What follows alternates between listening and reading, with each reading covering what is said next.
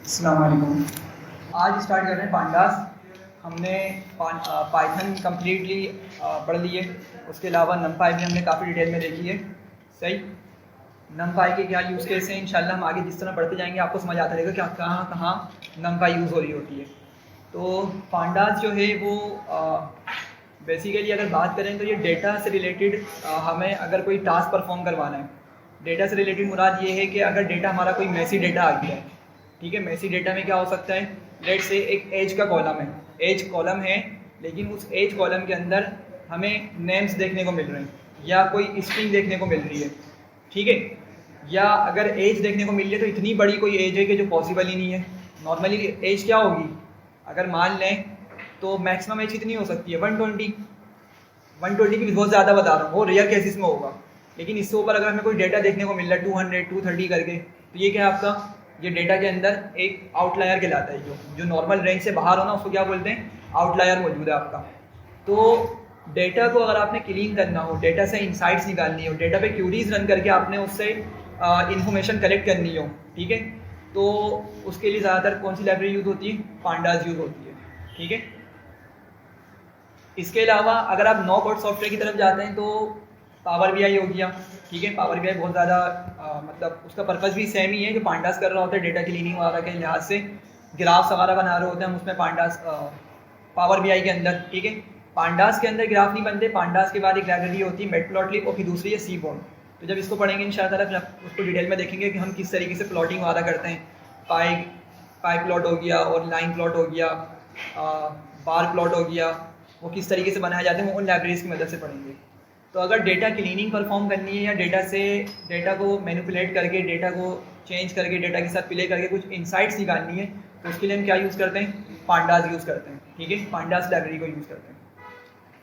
तो वही बात लिखी हुई है कि भाई डेटा मैनिपुलेशन के लिए यूज़ होती है, डेटा एनालिसिस में भी आपकी एक यूज़ हो रही होती है। अगर आपने किसी एडवांस लेवल पर डेटा एनालिसिस करनी है, अगर नॉर्मल है तो आप एक्सेल वगैरह की मदद से भी वो काम कर सकते हैं, लेकिन अगर आपका कोई बहुत ज़्यादा डेटा है तो या तो फिर आप पांडास का यूज़ कर लें अगर कोड कर सकते हैं, वरना फिर क्या करते हैं, पावर बीआई और इसका एक और कॉम्पिटिटर सॉफ्टवेयर है, मुझे याद नहीं आ रहा वो, हाँ टेबलू, थैंक यू। तो टेबलू करके एक और सॉफ्टवेयर आता है, वो पावर बीआई का कॉम्पिटिटर है, मतलब पावर बीआई के सिमिलर है, दूसरी कंपनी का है किसी। तो उसमें भी क्या हो सकता है, डेटा एनालिसिस वाला काम हो सकता है, सही है। तो मैनिपुलेशन हो सकती है, फास्ट लाइब्रेरी है बहुत ज़्यादा। अभी हम देखेंगे किसने बड़े डेटा सेट पे या इजीली काम कर रही होती है, किस तरह से क्यूरीज हम इसको बोलेंगे, और बहुत बड़ा डेटा सेट पे भी क्या करेगी, बहुत फास्ट ये काम कर रही होती है, सही है। अच्छा, सिंटैक्स, अच्छी बात ये है कि पाइथन के अंदर ना सबसे अच्छी बात यही है कि एक मतलब हमने जो सिंटैक्स पढ़ लिया ना पाइथन पढ़ते हुए, वो सिंटैक्स आप भले कोई सी भी लाइब्रेरी का यूज़ करें, ओपन सी भी करें, योलो करें, पांडास करें, मैटप्लॉटलिब करें, सीबॉर्न करें, सिंटैक्स सेम रहने वाला है, ठीक है। सिंटैक्स से मुराद कहाँ स्क्वायर ब्रैकेट आएगा, स्लाइसिंग हमने पढ़ी थी, इंडेक्सिंग पढ़ी थी, ठीक है, लिस्ट पढ़ी थी हमने, वो सारे के सारे कॉन्सेप्ट्स क्या होते हैं आपके हर लाइब्रेरी के अंदर उसी तरीके से एप्लीकेबल होते हैं।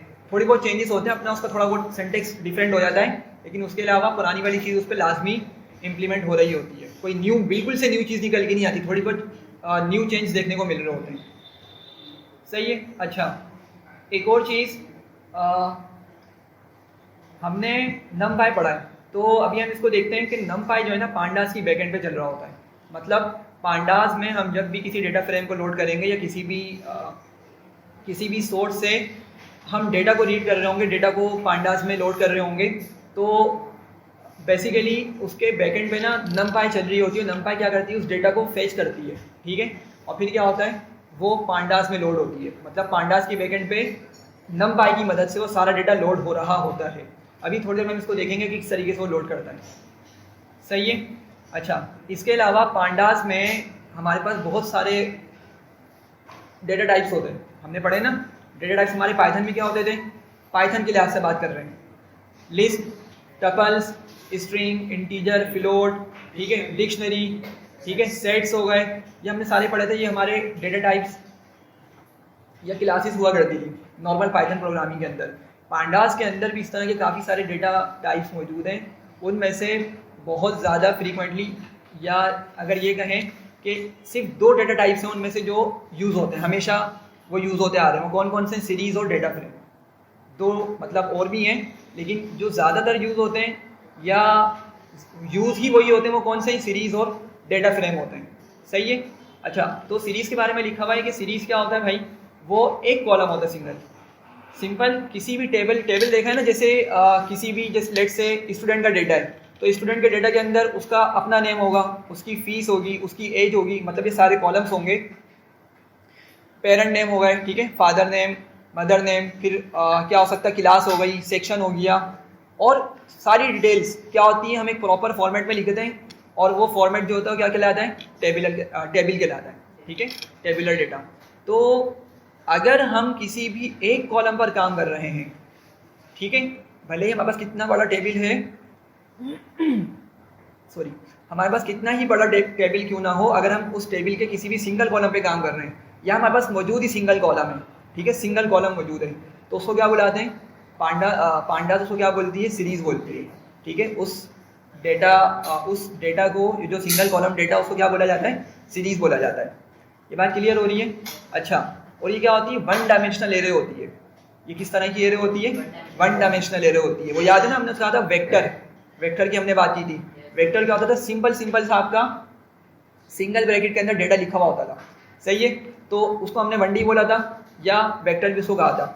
तो आपका जो पांडास की सीरीज होती है सिंगल कॉलम, वो क्या कहलाती है, आपकी वन डायमेंशनल एरे कहलाती है। मतलब जब हम उसको देखेंगे तो उसमें सिंगल हमें एरे देखने को मिल रही होगी, सिंगल ब्रैकेट वाली एरे देखने को मिल रही होगी। तो यहाँ तक बात क्लियर है। अच्छा, स्टार्ट करते हैं फिर हम। और यहाँ पर हमने जब भी पांडास पे काम करना है ना, ये अच्छी प्रैक्टिस होती है कि हम क्या करें, साथ ही साथ नमपाई को भी इंपोर्ट कर लें, सही है। क्यों? क्योंकि अगर हमें कहीं आगे जाके इंपोर्ट करने की ज़रूरत पड़ी, ठीक है, तो फिर हम क्या करेंगे, वहाँ पे तो नहीं लिखेंगे इंपोर्ट को, हालांकि वहाँ लिखी चल जाएगा, लेकिन क्या होता है, सबसे जितनी भी लाइब्रेरीज को इंपोर्ट करना होता है ना, हम सबको कहाँ लिखते हैं, सबसे टॉप पे लिखते हैं फाइल की, ठीक है। अच्छा, एक और बात, अभी तक मतलब .ipynb वाली फाइल्स पे काम करते आ रहे हैं स्टार्ट से, सही है, लेकिन रियल लाइफ के अंदर .py फाइल पे काम होता है। रियरली ही कोई ipynb वाली फाइल को यूज़ करे, नॉर्मली मतलब रियल लाइफ में डेवलपमेंट करियर के अंदर आपको py फाइल पे काम करना पड़ेगा, सही है। तो py फाइल के हिसाब से अगर हम इसको समझें, तो जितनी भी हमने लाइब्रेरीज को इंपोर्ट करना है, थर्ड पार्टी लाइब्रेरीज हैं, उसको अगर हमने इंपोर्ट करना है, तो हम क्या करते हैं, तमाम लाइब्रेरीज को एक साथ लिखते हैं, कहाँ पे, टॉप ऑफ द फाइल पे, ठीक है। तो इसीलिए गुड प्रैक्टिस क्या है कि आपने जब भी पांडास इंपोर्ट करना है, नमपाई को भी साथ ही साथ इंपोर्ट कर लें। चलें एग्जीक्यूट करते हैं इसको। अच्छा, अब हम यहाँ पे देखते हैं कि हमारे पास क्या करना है, हमने सीरीज़ बनानी है लिस्ट्स की मदद से, ठीक है। तो अब वो लिस्ट क्या होगी, एक स्ट्रिंग मौजूद होंगे उस लिस्ट के अंदर, ठीक है। अभी हम किस तरह की लिस्ट बनाने वाले हैं, एक ऐसी लिस्ट बनाने वाले हैं जिसमें सिर्फ क्या मौजूद है, स्ट्रिंग्स मौजूद हैं। तो लेट से मैं यहाँ पे यूज़ करूँगा pd। अच्छा, पांडास को मैंने क्या बोला है, pd करके यूज़ करूँगा ना, एलियस क्या यूज़ करा है मैंने उसके लिए, एस बोला है, pd करके, तो मैं इसलिए pd लिखूँगा, और डॉट करके मैं लिखूँगा यहाँ पे सीरीज़, ठीक है। सीरीज़ का एस कैपिटल है, सही है। डेटा टाइप है ना भाई, ये एक क्लास का नाम है, हमने पढ़ा था, क्लास के नाम के लिए एक रूल यूज़ होता है, ठीक है। क्या कहलाता है वो, पहला वर्ड कैपिटल होता है। नाम क्या था उसका, pascal case, thank you, pascal case. एक केमिल केस होता है और एक पास्कल केस होता है। तो पास्कल केस में क्लास का नाम हमेशा क्या होता है, पहला वर्ड उसका कैपिटल लिखा जाता है। तो सीरीज का हमने एस कैपिटल यहाँ पे यूज़ किया हुआ है, ठीक है। ब्रैकेट्स बनाते हैं और यहाँ पे क्या करेंगे, लिस्ट पास कर देंगे। अब लेट से यहाँ पे लिस्ट में हम नेम्स लिखते हैं, यहाँ पे कुछ अनस हो गया लेट से, और हामिद,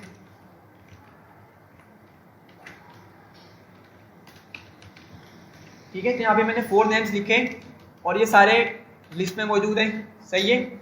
और मैं क्या करूँगा, मैं इसको लेफ्ट साइड पे जाके किसी वेरिएबल में सेव कर लूँगा। लेट से मैं इसको S1 बोल देता हूँ, ठीक है।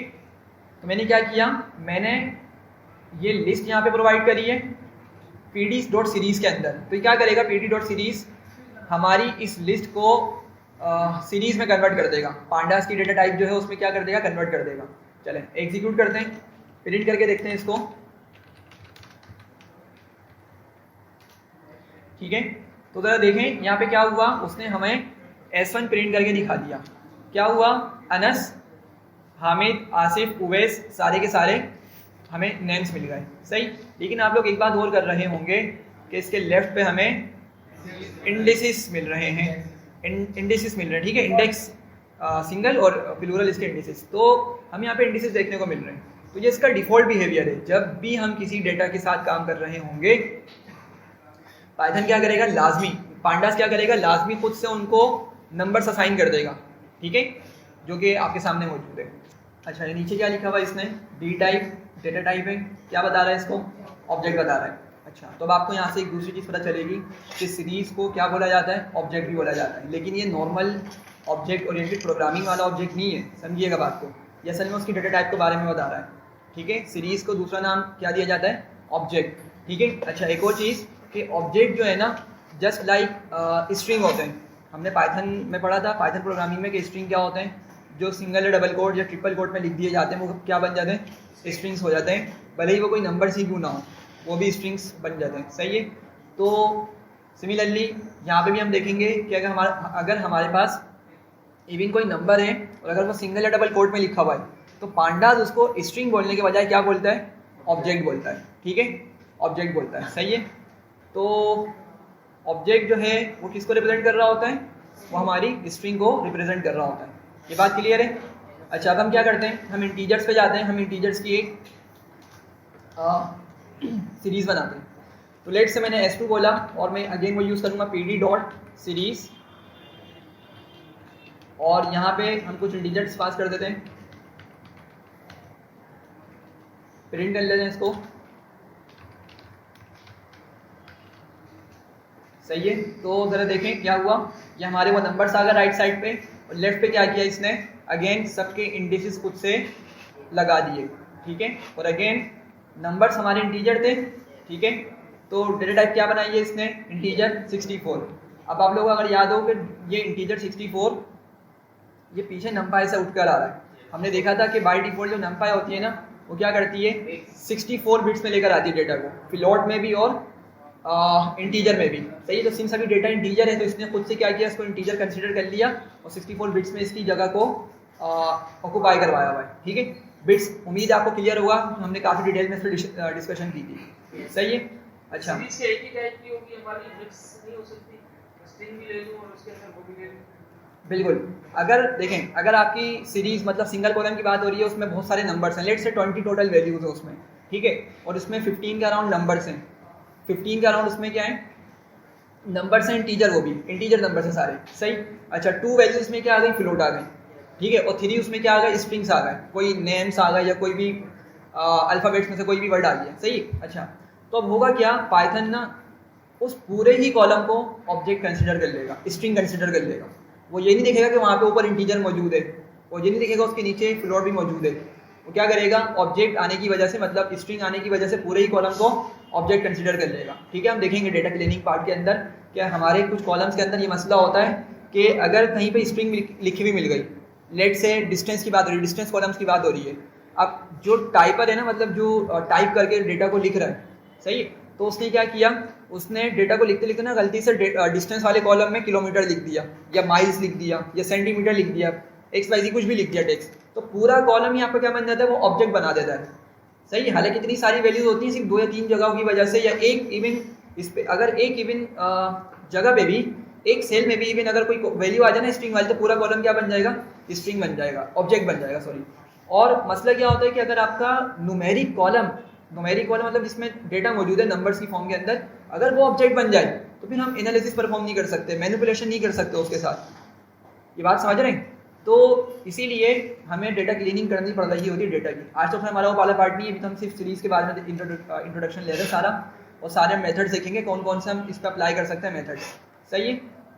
ये बात क्लियर हो रही है आप लोगों को, इंटीजर भी देखने को मिलेगा, फ्लोट भी देखने को मिलेगा और ऑब्जेक्ट भी देखने को मिलेगा, लेकिन ऑब्जेक्ट जो डेटा टाइप है वो सिर्फ किन को मिलनी चाहिए, उस कॉलम को मिलनी चाहिए जो जिसमें पूरी ही स्ट्रिंग्स मौजूद हैं, सारे ही टेक्स्ट डेटा मौजूद है, समझ रहे हैं।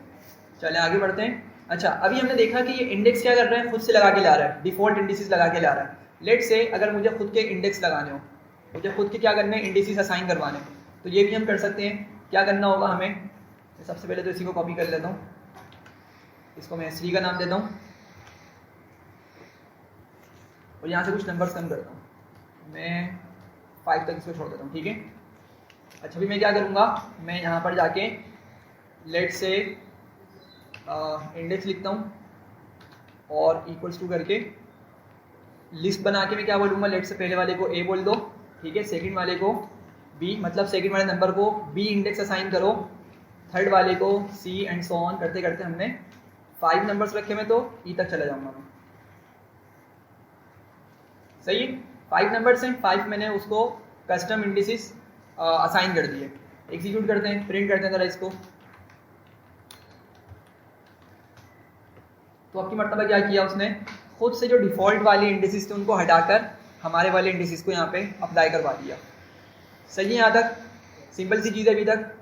अच्छा जी, मतलब अगर जैसे कि हमने स्ट्रिंग बना दी, तो आपने सीरीज बनाई है ना, तो भी इंटीजर्स की है, लेकिन अगर हमने स्ट्रिंग की बना दी फिर हम जो है कस्टम इंडेक्सिंग करना चाहते हैं और मिसाल के तौर वो बहुत ज़्यादा ना हो तो फिर कैसे करेंगे?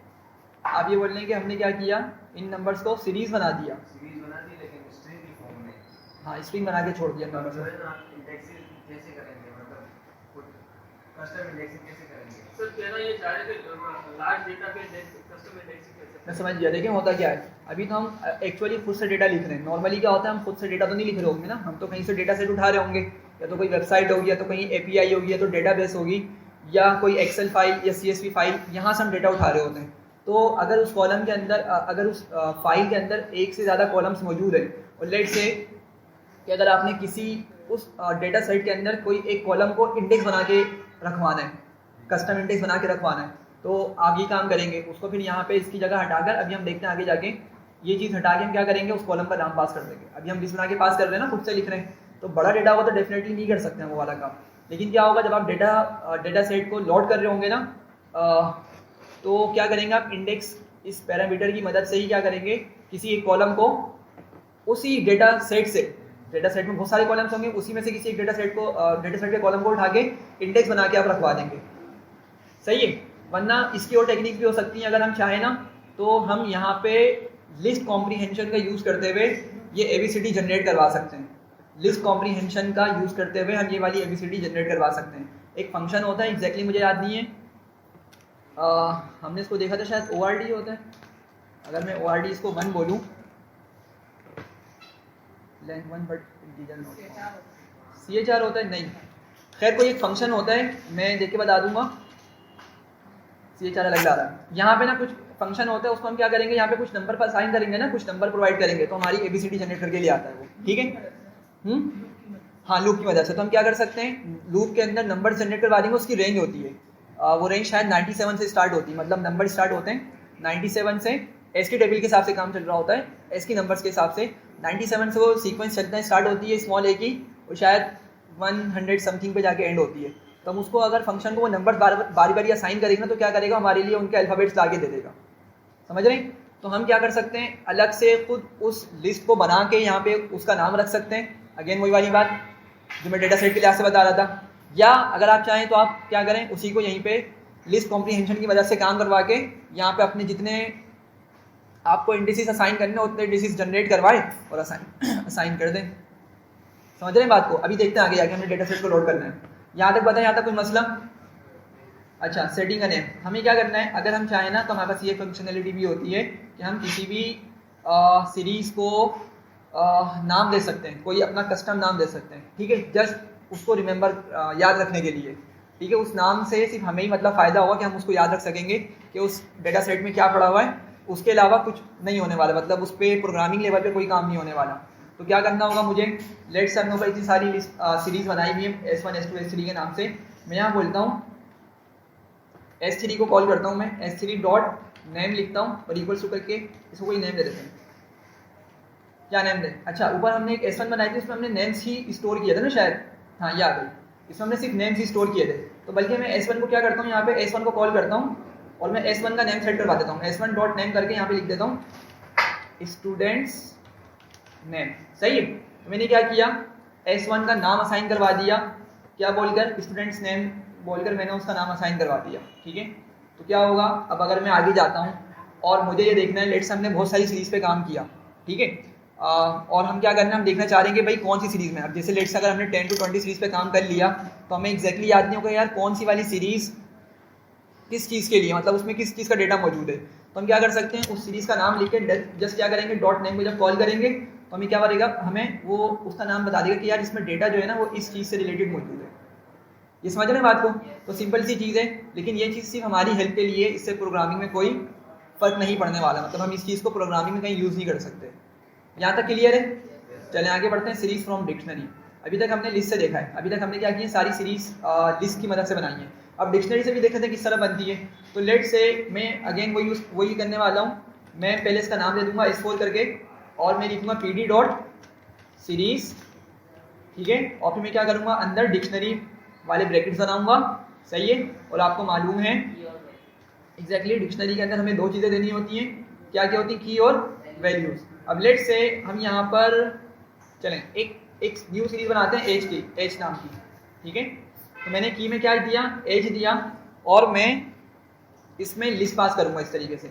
लेट्स मैं यहाँ पे एज लिखता हूँ, डिफरेंट एज 23 हो गई, 25, 28, 12, 19, 17, 20, ठीक है। मैंने क्या किया, सिंपल मैंने एज एक की का यूज़ किया और मैंने सिंपल एक लिस्ट बना के उसमें जो भी वैल्यूज थी वो पास कर दी, सही। अब होने क्या वाला, अब ये होगा कि भाई आपका ये जो की है ना, की क्या बन जाएगा, नेम बन जाएगा, हमारी सीरीज से क्या बन जाएगा, नेम बन जाएगा, जो हमें कॉलम में देखने को मिल रहा होता है। कॉलम में अभी तो नहीं दिख रहा, हमें नेम ऊपर नहीं दिख रहा, अभी देखते हैं इसको जब एग्जीक्यूट करेंगे तो क्या बन जाएगा, उस कॉलम का नेम ऊपर देखने को मिल रहा होगा एज के नाम से, और उसमें जो वैल्यूज़ होंगी वर्टिकली वो सारी ये वाली वैल्यूज़ होंगी, सही है। तो ज़रा इसको एग्जीक्यूट करके प्रिंट करते हैं एक मरतबा।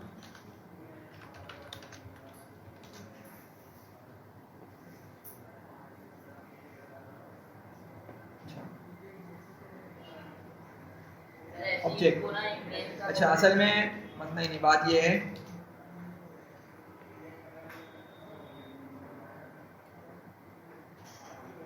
इसको टेबुलर फॉर्म में दिखाना चाहिए था, क्यों मसला कर रहा है ये। असल में ना लास्ट टाइम मेरे साथ मसला हुआ था कि स्पेस कम होने की वजह से ना मैं लिख कुछ रहा था, काम वो कुछ कर रहा था। लास्ट मेरे शायद बैच 11 के साथ हुआ था। तो देखते हैं, लेकिन इसको क्या दिखाना चाहिए था, इसको आपको इसी तरीके का टेबल दिखाना चाहिए था, बिल्कुल इसी तरह से आपको टेबल दिखाना चाहिए था। लेफ्ट पे क्या होती, इंडिसेस होते हैं, डिफॉल्ट इंडिसेस होते हैं, और ऊपर कॉलम के ऊपर क्या देखने को मिल रहा होता, नाम देखने को मिल रहा होता, क्या, एज का, ठीक है। और उसकी वैल्यूज़ क्या होती है हमारे पास, ये वैल्यूज़ होती, सही है। तो अभी तो फिर नमाज का टाइम हो रहा है, मैं इसको ना फिर भी एक मरतबा कॉलैब पे एग्जीक्यूट करके देख लूँगा, अगर वहाँ सही चल रहा होगा तो फिर मैं उसी पे कंटिन्यू करूँगा फर्दर, सही है। लेकिन समझे बात को कि क्या करेगा, ये बिल्कुल इसी तरीके से डेटा को लेकर आ जाएगा। ये बात समझ रहे हैं, किस तरीके से इसी फॉर्मेट में डेटा को ले आएगा, जो भी डेटा टाइप होगी उसको दिखाएगा हमें, और कॉलम का नाम ऊपर रख के ले आएगा, सही है यहाँ तक। अच्छा, सीरीज एट्रीब्यूट्स, सीरीज के एट्रीब्यूट्स क्या होते हैं,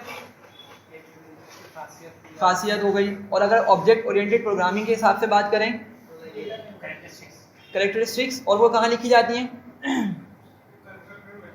कंस्ट्रक्टर में लिखी जा रही होती हैं। एट्रीब्यूट्स और मेथड्स दो डिफरेंट चीज़ें होती हैं ना प्रोग्रामिंग के अंदर, ऑब्जेक्ट ओरिएंटेड प्रोग्रामिंग के अंदर।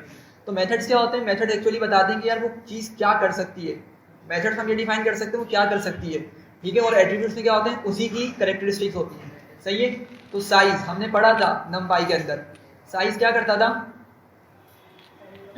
जी, साइज हमें टोटल नंबर ऑफ आइटम्स या एलिमेंट्स बता दिया करता था। तो लेट से अगर मैं लिखूं S1, पहले S1 को प्रिंट करूं तो S1 हमें ये दिखा रहा है, इसमें कितने एलिमेंट्स मौजूद हैं, 4 मौजूद हैं। तो अगर मैं S1 पे साइज एट्रीब्यूट चलाऊंगा तो क्या दिखाएगा मुझे, वो 4 ही दिखा रहा है, सही है। सिमिलरली अगर मैं S2 पर ये साइज एट्रीब्यूट यूज़ करता हूँ तो मुझे क्या दिखा रहा है, 7 दिखा रहा है, क्योंकि हमने S2 में क्या किया था, नंबर्स को सेव करवाया था, ठीक है। S2 के अंदर हमारे पास ये नंबर्स मौजूद थे, सही है। तो टोटल नंबर 0 से 6 तक इसकी इंडिसेस जा रही है, तो मतलब टोटल नंबर्स कितने बने, 7 बने। तो टोटल नंबर ऑफ आइटम्स हमें बता रहा होता है या एलिमेंट्स, ठीक है। अच्छा, उस पर डी टाइप है, डी टाइप में क्या होता है, डेटा टाइप बताता है, ठीक है। तो अगर मैं जाता हूँ और मैं बोलता हूँ S1 dot D type, attribute है, सही है, एट्रीब्यूट बगैर ब्रैकेट्स के यूज़ होगा और डॉट करके यूज़ होगा, ठीक है। तो S1 डॉट डी टाइप किया, क्या बता रहा है, O मतलब ऑब्जेक्ट, O मतलब ऑब्जेक्ट, कि यहाँ पे इस पूरे कॉलम में या उस पूरी सीरीज के अंदर क्या मौजूद है, डेटा, ऑब्जेक्ट वाला डेटा मौजूद है, मतलब स्ट्रिंग डेटा मौजूद है। अगर इसको बोले s2 डॉट डी टाइप बताओ तो इंटीजर दिखा देगा क्योंकि सारे उसमें इंटीजर मौजूद थे। अच्छा, सिमिलरली अगर हम s3 पे रन करें तो जो भी उसकी डेटा टाइप होगी हमें वही लाकर दिखा देगा ये। सही है, तो भी इंटीजर हमने बना के सेव की हुई। सही है, यहाँ तक ये दो चीज़ें आपकी numpy से ही आ रही हैं। अच्छा, नेम हो गई, नेम हमने ऊपर डिस्कस कर लिया है। नेम वाली चीज़ हमने ऊपर अभी डिस्कस की थी ना कि हम उसको खुद से कस्टम नेम रख सकते हैं, तो आपकी ये नेम वही वाली चीज़ है। तो हम क्या कर सकते हैं, अगर मैं यहाँ पे आगे लिखूँ नेम s1 का हमने नेम सेट किया था, तो अगर मैं लिखूँ s1 डॉट नेम तो क्या करेगा, मुझे उसका नाम लाकर दे देगा। सही है, हमने सेट की। हाँ, तो फिर लेट से हमने जैसे s2 और बाकियों के साथ हमने कुछ भी सेव नहीं किया हुआ, तो अगर हम उस पर रन करते हैं तो कुछ भी आउटपुट नहीं आया, मतलब वो असल में क्या कर रहा होगा, नन रिटर्न कर रहा होगा। क्या भेज रहा होगा, नन, और फिर वो नन मतलब कोई एरर वगैरह हमें देखने को नहीं मिल रहा होगा उसमें।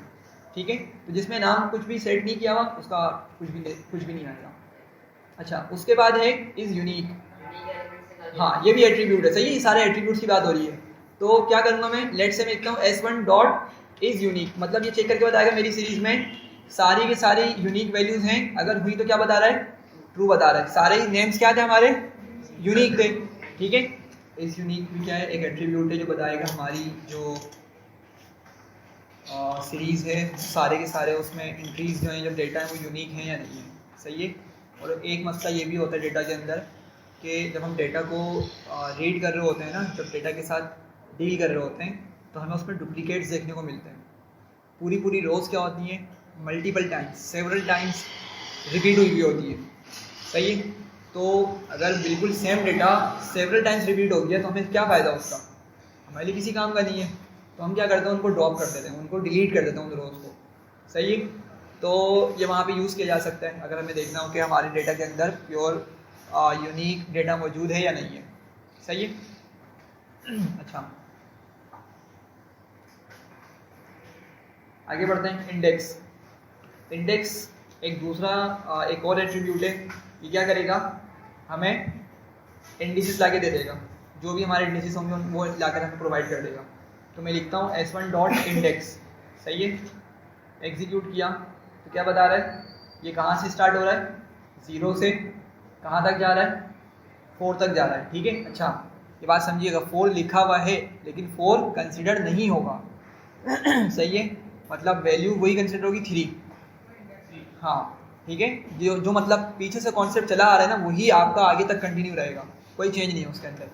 तो 0 से स्टार्ट हुआ उसका इंडेक्स और 4 लिखा हुआ है लेकिन 4 कंसिडर नहीं होगा, तो 3 पे जाके वो क्या हुआ, एंड हुआ, स्टॉप हुआ। और स्टेप कितने का, 1 मतलब कोई भी वैल्यूज स्किप नहीं हो रही। ऐसी है ना, अगर हम 2 लिखते हैं तो फिर हमारी वैल्यूज स्किप होने स्टार्ट होती हैं। अगर यहाँ 2 होता तो 1 लिखा मतलब कोई भी वैल्यूज स्किप नहीं हो रही, सारी की सारी वैल्यूज कंसेक्टिव एक के बाद दूसरी चलती चली आ रही है। सही है। अच्छा, अगर हम इसको लिखें s3 डॉट इंडेक्स तो क्या कर रहा है, ये हमें वो लाके दिखा रहा है जो हमने सेट किए थे। सही है, बात समझ रहे हैं। तो क्या होगा, हमने जो भी सेट किया हुआ इंडेक्स में डिफ़ॉल्ट इंडेक्सेस हैं वो ले आएगा, अगर कस्टम इंडेक्सेस हमने सेट किए तो वो हमें लाकर दे देगा। सही। वैल्यूज़, अच्छा भाई वैल्यूज़ क्या करता है, वैल्यूज़ एट्रीब्यूट क्या करता है, वो हमें डेटा लाकर देता है। जैसे इंडेक्स क्या कर रहा था, इंडिसेस लाकर दे रहा था, वैल्यूज़ क्या करेगा, जो अंदर डेटा मौजूद है ना सीरीज़ के कॉलम में, मतलब उस कॉलम में या सीरीज़ में जो डेटा मौजूद है वो लाकर देगा हमें। तो लेट से अगर मैंने लिखा s1 डॉट वैल्यूज़, ठीक है, तो क्या किया इसने, हमें वो डेटा लाकर दे दिया जो हमने डेटा लिखवाया था। ठीक है। अच्छा, अब ज़रा देखें, अब इसने बता दिया यहाँ पर क्या ये एरे है, क्या है एरे। और हमने बात की थी कि सीरीज़ का डेटा कितनी डायमेंशन होता है, 1 डायमेंशन होता है। देखें ज़रा कितने ब्रैकेट्स हैं, 1 ब्रैकेट्स है ना। हमने यही आइडेंटिफिकेशन समझी थी कि अगर आपने आइडेंटिफाई करना है कि 1D है, 2D है, 3D है, तो ब्रैकेट्स में हम इजीली देख सकते हैं। सही है। तो क्या किया वैसे सीरीज़ के डेटा को 1 डायमेंशनल एरे बनाकर ब्रैकेट पे स्टोर किया हुआ है। सही है। तो इंडेक्स और वैल्यूज क्लियर हो गई। सही है। डेटा टाइप क्या बता रहा है, उसकी ऑब्जेक्ट बताएगा। अच्छा, हम एक और काम करते हैं, हम S4 पे भी ज़रा वैल्यूज चला के देख लेते हैं एक मरतबा। तो क्या कर रहा है, ये बाहर एरे दिखा रहा है, सही है, और अंदर क्या दिखा रहा है, ये लिस्ट दिखा रहा है। और ऐसा क्यों कर रहा है, क्योंकि हमने डिक्शनरी बना के डेटा पास किया था। डिक्शनरी बनाई थी, की रखी थी, और फिर उसकी लिस्ट में अलग से वैल्यूज़ पास करी थी। ठीक है, मतलब सबसे जो मेन डेटा टाइप है वो क्या हो गई, डिक्शनरी, उसके अंदर फिर क्या था, एक लिस्ट बनाई हुई, तो इसी तरीके से क्या कर रहा है, इसीलिए हमें ये इस तरह से डेटा लाकर दिखा रहा है। समझ रहे हैं बात को? अच्छा, सीरीज यूजिंग रीड CSV। अब यहाँ से हम देखते हैं, अभी तो हम ऊपर से बेसिक सी चीज़ें देख ली कि अगर हम खुद से सीरीज क्रिएट करना चाहें तो किस तरह कर सकते हैं, क्या क्या ऑपरेशन उस पर परफॉर्म किए जा सकते हैं, ठीक है। अच्छा, अब हम यहाँ पे डेटा सेट लोड करने लगे, सही है। तो मेरे पास अगर मैं यहाँ पर जाऊँ, मेरे पास यहाँ पे ये 3 डेटा सेट्स मौजूद हैं, ठीक है। एक सब्स के नाम से फाइल है हमारे पास, ठीक है। अच्छा, इसका नाम चेंज करके ज़रा हम सही नाम रख दे रहे हैं, इसका सेल्स बोल दे रहे हैं, ठीक है। अच्छा, इसके अलावा मैच और मूवीज़, ठीक है।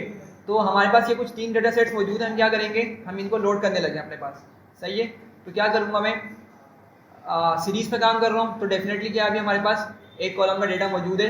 सबसे पहले मैं इसको रीड करता हूँ, मैं क्या बोलूँगा, pd.read, और एक्सटेंशन क्या मेरी फाइल की CSV है, सही है। अब ये देखें, जब मैंने रीड लिखा ना तो हमारे पास बहुत सारे ऑप्शंस मौजूद हैं, हम GBQ, क्लिपबोर्ड, CSV, एक्सेल, और ये बहुत सारे ऑप्शन मौजूद हैं। हम क्या कर सकते हैं, यहाँ से SQL वगैरह से भी हम डेटा को लेकर आ सकते हैं। फिलहाल जो हमने मेन अभी काम करना है वो फिलहाल CSV पे काम करना है, ठीक है। तो क्या लिखूंगा मैं, CSV लिख लूँगा और ब्रैकेट बना के मैं उस फाइल का नाम पास कर दूँगा। तो फाइल का नाम क्या है, sales.csv। तो इस फाइल को क्या करो, लोड करो, ठीक है। एग्जीक्यूट किया तो क्या किया इसने, हमारे उस पूरे डेटा को लोड कर लिया, सही है। अगेन ये जो राइट साइड पे आप देख रहे हैं, राइट साइड पे क्या है हमारे पास, डेटा पॉइंट्स हैं, एक्चुअल डेटा है, और लेफ्ट पे क्या चल रहा है, उसकी इंडिसेस चल रहे हैं, सही है। अच्छा, तो मैं क्या करूँगा, इसको मैं किसी वेरिएबल में सेव कर लेता हूँ। लेट्स से मैं इसको सेल बोल देता हूँ, ठीक है। सेल, यस चले सेल्स बोल दे रहे हैं, ठीक है। इसको मैंने क्या नाम रख दिया, इस वेरिएबल का नाम क्या रख दिया, सेल्स रख दिया, और ये डेटा क्या हो जाएगा, इस मेरे सेल्स के वेरिएबल में लोड हो जाएगा। प्रिंट करते हैं ज़रा इसको,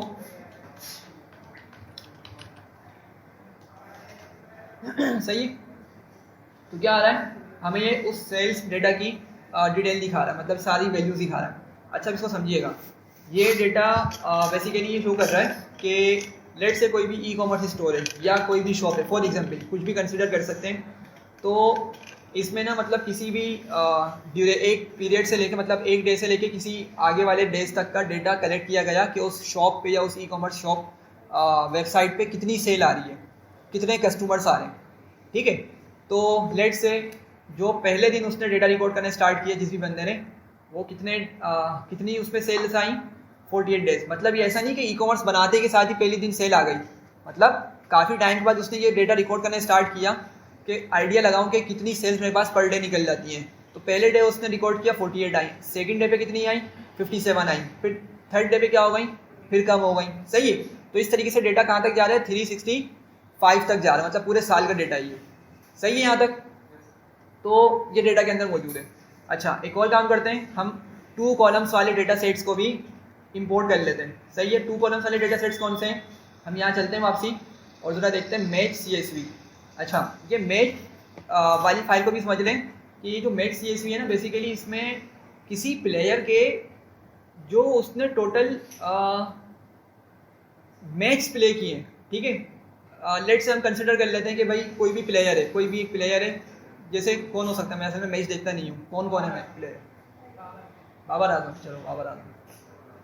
लेट से उसने अपनी पूरी लाइफ में, फॉर एग्जांपल हम ये कंसिडर कर लेते हैं, पूरी लाइफ में उसने जो मैच प्ले किए हैं उसका उसने यहाँ पे डेटा एक सेट बना लिया। पहले मैच में उसने सिर्फ 1 ही स्कोर किए हैं, जो कि शायद हर मैच का इसका यही होता है। अच्छा, मैं देखता नहीं हूँ, लोगों से पता चलता है, उनकी जो इमोशंस होते हैं ना वो बताते हैं। तो सेकंड मैच में उसने 23 स्कोर किया, ठीक है, एंड सो ऑन। जिसने उसने मैच प्ले किए उसी के हिसाब से सारा राइट साइड पे डेटा देखने को मिल रहा है। तो लेकिन इस डेटा सेट में कितने कॉलम्स हैं भाई, 2 कॉलम्स हैं, एक मैच नंबर और दूसरा रन्स। और सिंस ये CSV है तो कोमा करके वैल्यू सेपरेट हो रही है, कोमा से पहले वाली वैल्यू मैच नंबर की है, कोमा के बाद वाली वैल्यू किसकी है, रन्स की है, सही है। अच्छा, इसके अलावा एक और डेटा सेट है मूवीज़ का। इसमें हमारे पास 2, ये टॉप पे जो देख रहे हैं क्या है, मूवी और लीड। लीड का डेटा कहाँ लिखा हुआ है इसमें, अच्छा इसी में ये कोमा करके आ रहा है, सॉरी, ठीक है। मूवी का नेम आ रहा है, सही है, और कोमा करके क्या आ रही है उसकी लीड की वैल्यू आ रही है, मतलब शायद डायरेक्टर बोलना चाह रहे हैं कुछ इस तरह करके, ठीक है। कास्ट, अच्छा एक्टर की बात हो रही है, ठीक है ठीक है। तो यहाँ पे भी क्या है, 2 कॉलम्स मौजूद हैं। हम क्या करते हैं, इन डेटा सेट्स को भी ज़रा अपने पास लोड करते हैं और देखते हैं किस तरह काम करता है ये। अच्छा, तो मैं क्या करूँगा, लेट से BA कर देता हूँ, ठीक है।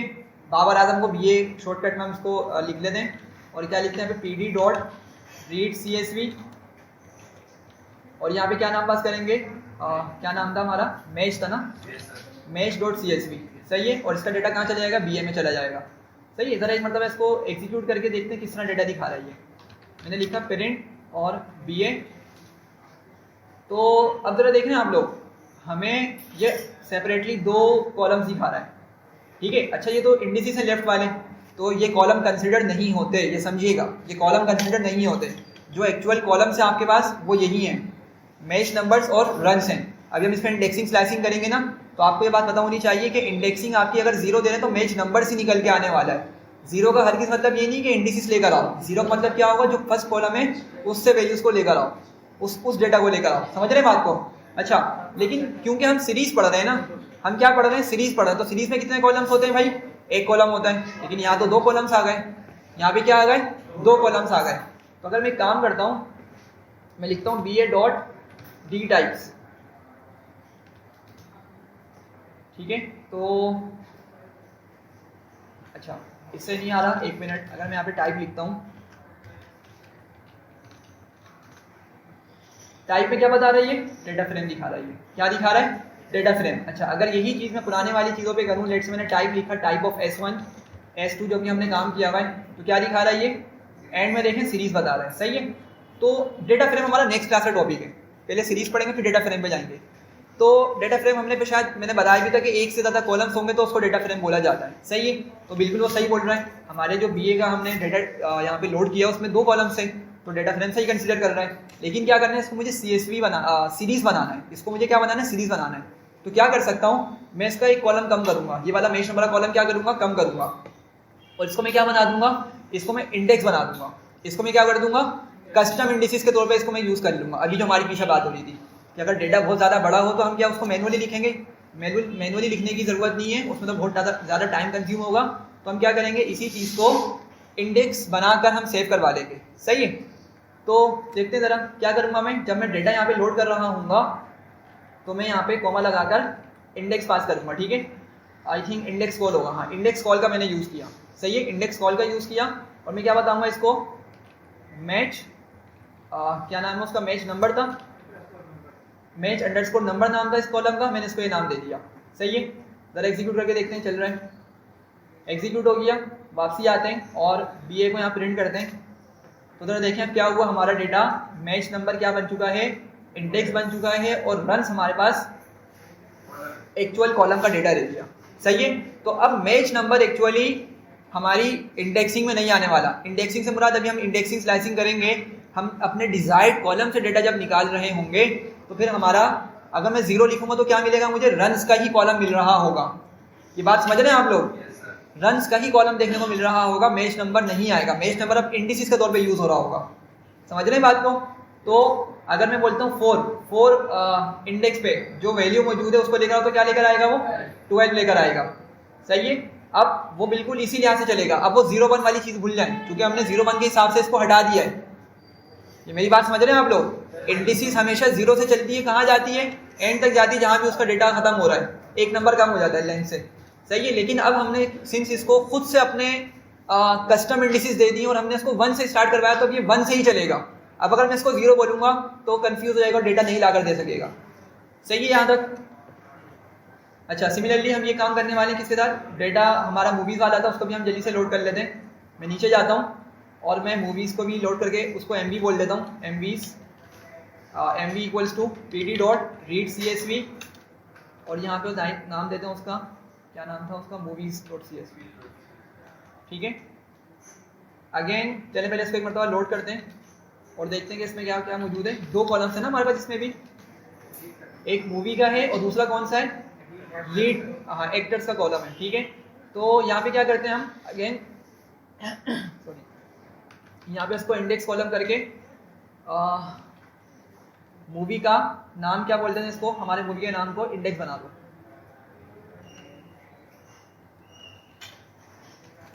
सही है भाई। तो अब क्या हो चुका है, ये मूवी का नाम अब हमारा इंडेक्स बन चुका है। तो अगर मैं लेट से यहाँ पे लिखूंगा इवनिंग शेडोज, तो फिर मुझे क्या मिलेगी, उसकी ये वाली वैल्यू देखने को मिल रही होगी।